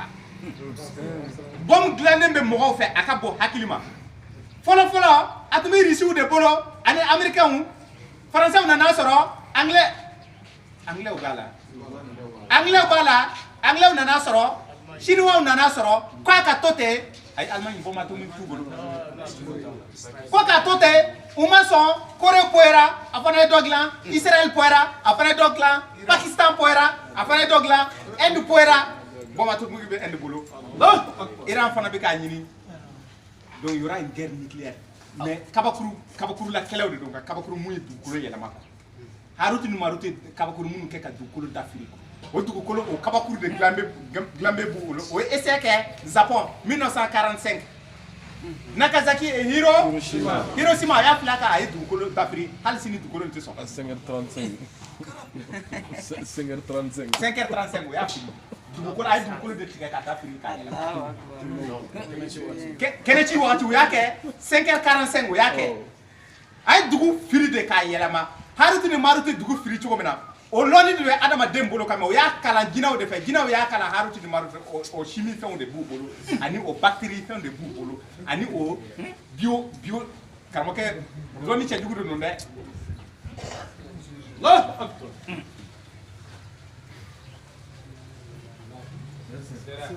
mais bana nin bɛ kunbɛn cogo di est ce que an tɛ dɔɔnin fɔ an ka dɔɔnin fɔ la an ka dɔɔnin fɔ wagati sera a ko Kuranɛ sura Kuranɛ sura 8 ta i b'a aya 25 ta واتقوا فتنة a ye siran fitina ɲɛ a ye nin mɛn dɛ fitina a b'aw hakili to nin kumaden in na fitina لا تصيبن الذين ظلموا منهم كافة fitina mun n'a nana a tɛ yɛrɛkundɔɲɔbagaw dɔrɔn de ta aw la dɛ k'a fɔ alhamdulillah an kɔni kɛra shahidi ye foyi t'an sɔrɔ a ye siran fitina ɲɛ n'a nana dɔrɔn a b'a bɛɛ nɔni ka taa ala ka an bɔ a la a ko o fitina n'i bɛ fɛ ka kisi o fitina ma sisan i bɛ taa a bɛ hijabu dɔ de d'i ma i bɛ to k'o kalan i bɛ don o hijabu kɔnɔna na o hijabu de bɛ Kuranɛ sura 10 aya 85 96 a kalan على الله توكلنا ربنا لا تجعلنا fitnatan y'a ye قوم الظالمين fitina nin nana a ko ala e yɛrɛ dɔrɔn de bɛ se k'an bɔ nin na dɛ ونجنا برحمتك من القوم i k'i ka nɛɛma de kɛ ka الكافرين balamini an ni balawtigi yɛrɛkuntɔɲɔbagaw ani kafiriw ka fitina ɲɛ ka na an ma o nɛɛma dɔrɔn de bɛ se k'i bali kɔrɔtɛ ma ale de bɛ kɔrɔtɛ kunbɛn o de kosɔn an bɛ to ka karamɔgɔ ninnu nɛni jafarinya wɛrɛ t'an na koyi n'o tɛ ni a dɔ bɛ kɔrɔtɛ b'u bolo a bɛ adamaden jɔlen to nin Firawuna a tun b'a bolo mais an de bɛ sigi ka an da sago kuma bɛɛ fɔ parce que a sɛbɛnnen bɛ Kuranɛ sura wallahu yasimuka mina nas ne tun tɛ k'o aya de ɲini a sɛbɛnnen bɛ Kuranɛ sura 17 aya 40 ani aya 40 ani aya 5 aya 40 ani aya 6 a ko ni Kuranɛ aya b'i bolo hijabu de bɛ don e n'u cɛ u tɛ se ka kɔrɔkɛ o bɛ kɔrɔtɛ ɲini k'a gosi a tɛ se k'i ye bon o kɔrɔtɛ kunbɛla de filɛ nin ye alallahi tawakkalna فتنة للقوم الظالمين ونجنا برحمتك من القوم الكافرين. tant que an bɛ nin kan fitina mun ko fɔra ala bɛna a ka rahmatu kɛ ka i koli esprit de bɛ aya ninnu na niw de bɛ aya ninnu na a bɛ adamaden kunbɛn kɔrɔtɛtigi tɛ se i la fo ka taa sa i kana se k'o kuma na dɛ o de kosɔn an bɛ to ka nin kalan ni tile bɛ bɔ kɛnɛci wagati ani an ka seli bɛɛ ni tile jɔra kun cɛma an b'a kalan o aya bɛ mɔgɔ tanga n'i y'a kalan sɔgɔma tile bɛ bin fosi tɛ se i la ni tile y'a nu don n'i y'a kalan dugu bɛ jɛ fosi tɛ se i la a ye aya wɛrɛ di alakira ma kuranu sura laban 2 e b'a kalan arabu la e b'a kalan faransɛ la a k'a mɛn قل أعوذ برب الفلق ko tanga ɲini i matigi fɛ من شر ما خلق ala mun bɛ tanga ye dɔɔni ala mun bɛ kɛnɛ ci américain tɛ se ka i jɛ chinois tɛ se k'o kɛ irisi tɛ se ka kɛnɛ ci ni dibi donna maa si tɛ yen mun bɛ se ka kɛnɛ nin cɛ fɔ ala ko bɔn o ma dɛ i yɛrɛ kun kalifa o ma ma a kalan Dis, je cherche protection auprès du Seigneur de l'aube, de l'homme naissante contre le mal des êtres qu'il a créés. contre le mal des êtres qu'il a créés ala ko ala yɛrɛ de bɛ ka nin fɔ yan kaba ko ye nin ye dɛ من شر ما خلق a ko ale ala ye danni mun kɛ dɛ ala de ye ka danni dɛ o ta wa bon k'i ka tanga ɲini ale ala fɛ ka bɔ o danni ka juguya ma dɛ ko ɲɛ bɛ adamaden ala a yɛrɛ ka danfɛ ala yɛrɛ b'a dɔn k'a fɔ a man ɲi ala yɛrɛ b'a dɔn k'a fɔ ale ka danni nin man ɲi jinɛw b'a la mɛlɛkɛw bɛɛ ka ɲi jinɛw b'a la adamadenw b'a la bagan kuntanw b'a la hali gɔsɔnw hali saw nin bɛɛ de ye ala ka danni ye bon ko cette protection contre le mal des êtres qu'il a créé ale ala de ye danni nin kɛ من شر ما ko mɛ خلق Contre le mal de l'obscurité, a ko tanga ɲini ale ala fɛ tuma min na ni dibi quand elle ni s'approfondit. dibi bɛ dun ka ومن ɲɛ شر غاسق إذا وقب mɛ dibi nin ye fɛn jumɛn dibi bala fɔlɔ o ye kunfinya de ye ala k'i kisi kunfinya ma kodɔnbaliya komi dibi ni a kan bɛ dibi mun ye su araba dibi konjo de don ni dibi donna a ɲɛ ma dibi bɛ don tuma jumɛn tuma min na adamadenw t'u yɛrɛ ma ko o de ye dibi yɛrɛ yɛrɛ ye o bɛ kɛ fana 3 heures 4 heures wagati e bɛ nin goudron minɛ sisan 20 heures fo 21 heures fo minuit i tɛ fosi ye goudron ninnu kan mais fajiri n'a ko ko i bɛ taa misiri la i bɛ sira nin minɛ dɔrɔn i bɛ sɛfanw cilen ye sira nin kan i bɛ furaɲagaw bilalen ye mais a kɛra tuma jumɛn u bɛna dagaw sigi dɔw bɛna u jɔ goudron yɛrɛ kan k'u ko a kɛra tuma jumɛn sudibi bon ni su bɛ dibi ko o ye bala wagati dɛ ko i yɛrɛ kun kalifa ni ala i matigi ye ala mun bɛ se ka i bɔ su dibi tɔɔrɔ ma Contre le mal de celles qui souffrent, les sorcières sur les nœuds. a nana ni kɔrɔtɛtigiw ye ومن شر النفاثات k'u في bɛ العقد tutuli kɛ tafo la ko ka bila ka taa maa dɔw ma mɔgɔ dɔw ma ne ka taa don mɔgɔ la mɔgɔ sen na walima mɔgɔ tɛgɛ la o b'i bon i tɛgɛ la walima o b'i bon i sen na walima o b'i bon i kɔnɔbara la ni tututu ye o bɛ e tɔgɔ ta o b'a kilisi dɔw fɔ kilisi minnu kalalen don jinɛw de y'a d'u ma mais banakisɛ de bɛ don tɔgɔ la awɔ u b'a kalan u b'a tututu kɔrɔtɛ in bɛ taa tan de a ko tanga ɲini ale ala yɔrɔ i yɛrɛ kun kalifa ale ala ma ka bɔ tututukɛlaw ka tutuli tɔɔrɔ ma Et contre le mal de l'envie quand il envie. ani jati adamaden ka hasidiya bɛ wuli tuma min na ko o tuma de i yɛrɛ kun kalifa ka taa ala ma adamaden ka hasidiya bɛ wuli tuma jumɛn il faut que dɔ ka a ka fɛn dɔ de ye mun t'a bolo a bɛ dɔ la a bɛ a yɛrɛ a b'a hasidiya ko pourquoi karisa de y'a sɔrɔ ne m'a sɔrɔ donc o bɛ na a ma tuma min na dɛ i boli i k'i yɛrɛ kun kalifa ala ma o de kosɔn a b'a fɔ ko ni a ye hɛrɛ k'i ye dɔrɔn Inna teliya la ina atena Ka k'i ka seli jɔ i k'i yɛrɛ kun kalifa ina shanya ka wala ka kantigɛli kɛ ale ala ye quoi ko mɔgɔ mun t'a fɛ k'i ye o hɛrɛ kɔnɔ k'a bɛ k'a kɔ kurani sura 100 ani aya kurani sura 108 a bɛ bɛn kurani sura 108 aya 3 de b'a kɔnɔna na inna atena kal kawsara fasalli li rabbika aya 3 de b'a kɔnɔna na a ko hasidiya in o de bɛ nani ka juguya ŋaniya ka taa mɔgɔ ma parce que e tɛ se ka kɔrɔtɛ kɛ ka mɔgɔ bon f'a ka na i kɔnɔ wa a tɛ na i kɔnɔ ten f'a ka sɔrɔ fɛn dɔ de bɛ i n'a tigi cɛ fɛn dɔ de bɛ don i n'a tigi cɛ ni hasidiya bɛ wuli a tigilamɔgɔ la a b'a ɲɛɲini tuma min na a b'a ɲɛɲini o b'a sɔrɔ i donna u bɛ mun wele ko kaludibi ko ala ka kaludibi n'i bɛ to ka nin aya ninnu kalan mais i t'a fɔ ko a'udhu bi rabbil falak n'i ko kul dɔrɔn i ma foyi fɔ a fɔra ye k'i ka tanga ɲini ala fɛ e ko a fɔ k'i ka tanga ɲini ala fɛ i fana i bɛ sigi o kuma kelen i b'a fɔ a'udhu bi rabbil falak Jibril de ko a ma ko kul a fɔ Muhamadu mais ni Muhamadu b'a fɔ a b'a fɔ n tigi n bɛ tanga ɲini fɛ a'udhu bi rabbil falak ale tɛ kul fɔ bilen mais ni ale bɛ mɔgɔ wɛrɛ kalan a fana b'a fɔ i ye ko kul a fɔ kul a'udhu bi rabbil falak a t'a fɔ kul bilen a b'a fɔ a'udhu bi rabbil falak a'udhu bi rabbin nas n bɛ tanga ɲini ka taa ma la mais n'i bɛ fɛ ka mɔgɔ kalan i b'a fɔ kul a'udhu bi rabbil falak tanga ɲini e tigi mais e yɛrɛ tilara k'i jɔ golo kan ko kul a'udhu bi rabbil falak e bɛ fɔ ko jɔn ye e bɛ ka tanga ɲini e bɛ ka jɔn de kalan o de kosɔn ni kɔrɔtɛ y'u bon u b'u minɛ mais k'a sɔrɔ tangana ayaw tɛ yen ka nin aya ninnu bɔ a ko kul a'udhu bi rabbin nas an bɛ taa ale fana kalan o tɛ de qul a'udhu bi rabbin nas ko tanga ɲini suran 114 ye adamadenw ma mun ye adamaden dan ma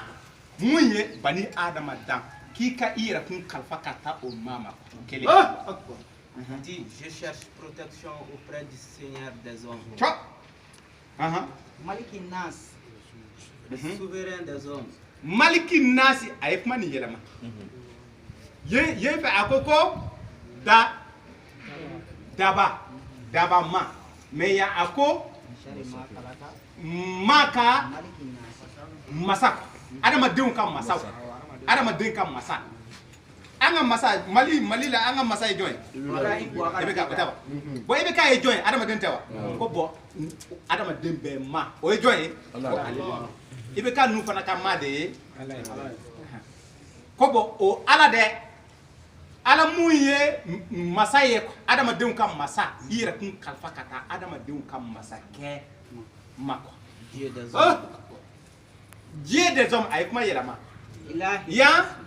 a kan bɛ mamu ni bato ka kan kɔ ni an bɛ to ka wele iyaka na abudu wa iyaka na sayina ko mamu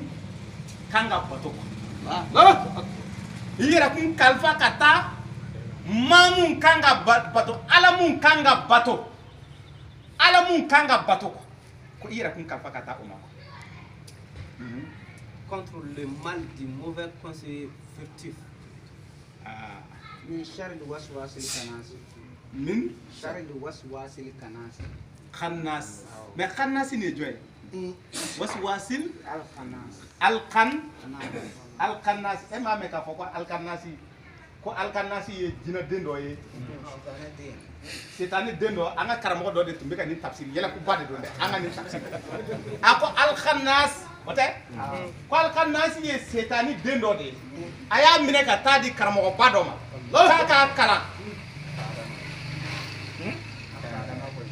a taara d'a ma a ko d'accord a ɲɛna jinɛ cɛkɔrɔba ni taara dɔrɔn a ye den minɛ a y'a faga k'ale bɛ setani den ko ka setani den kalan alkannas a tɔgɔ de alkannas a ko alkannas ni k'a y'a faga donc wagati nana se a taara bɔ den ye quoi setani taara bɔ den nin ye quoi nin nte Qur'anu ye dɛ nte tigiw ka tafsiri pour que e ka da la k'a fɔ kabako baw de n'u y'u ka fɛn ye tafsiri ti ɲɛ den kelen sɔrɔ a la u nana fɔ ko ne den bɛ min a ko i den fagara ko i den sara ko awɔ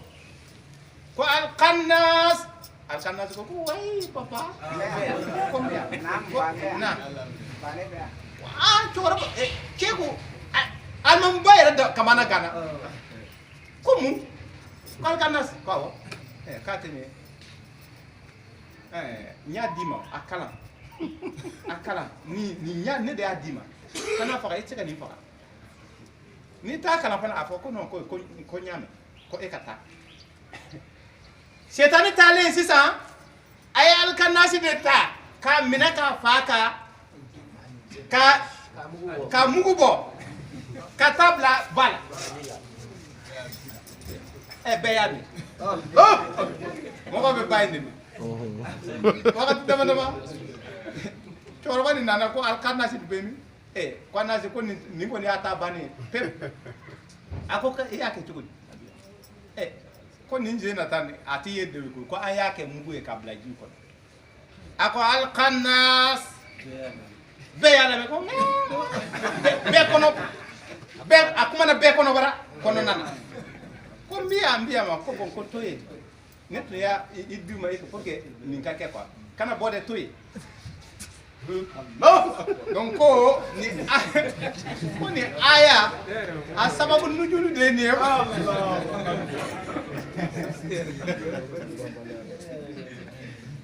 kasoro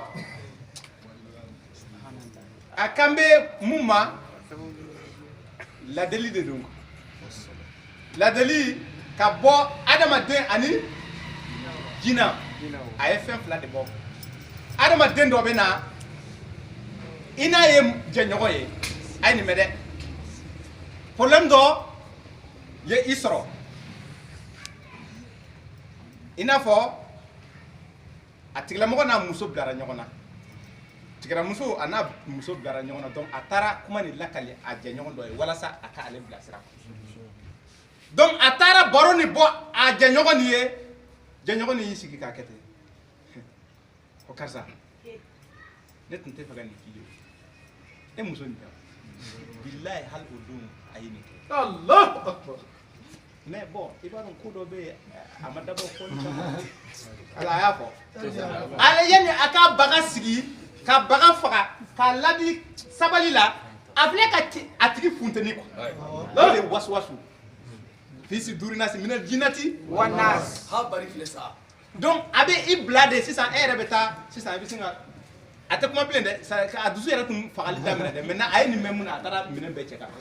ko bɔ n ka so ɲɛ tɛ sɔrɔ kuma in na bilen bɔ mun bɛ yen bɔ de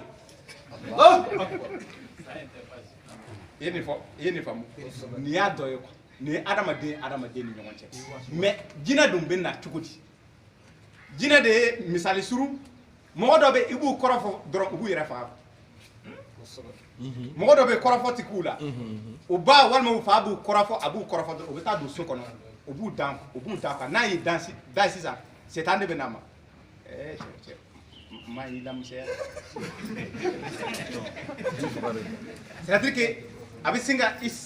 a bɛ file fiyɛ quoi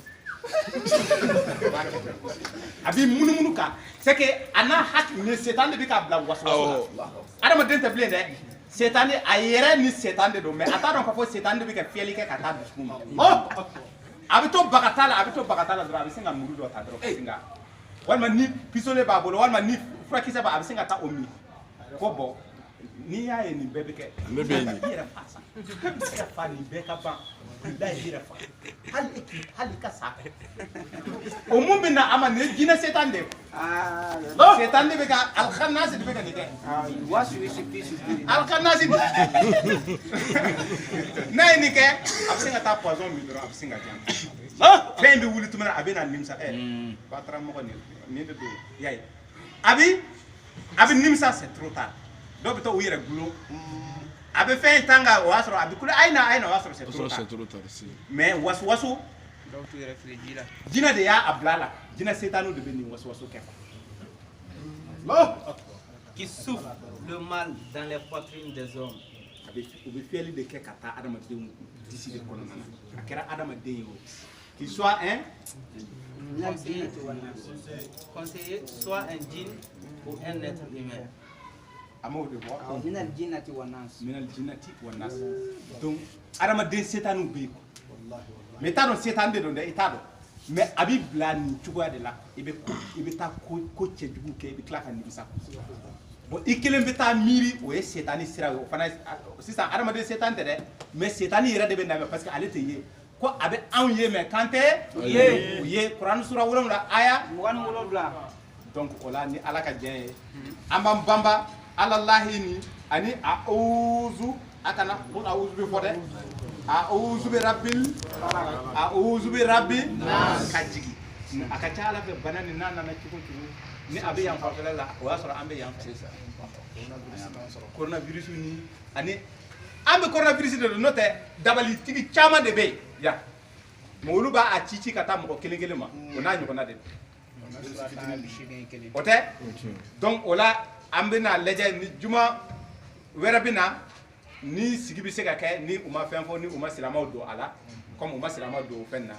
o ye juma ta o tɛ wa a bɛ se ka kɛ nin y'a bannen o b'a to yen mais a bɛ se ka kɛ u b'a interdit mais ni u m'a interdit o la ni an ye ɲɔgɔn sɔrɔ an bɛna ɲɔgɔn baro fɛn jumɛn kan an bɛ se ka kɛ ɲininkali ye n'an bɛ se ka tafsiriw fana kɛ an bɛ tafsiriw kɛ ɲininkali an de b'a lajɛ en tout cas a kɛra cogo o cogo an b'a fɔ ala ka jumɛn wɛrɛ jira an na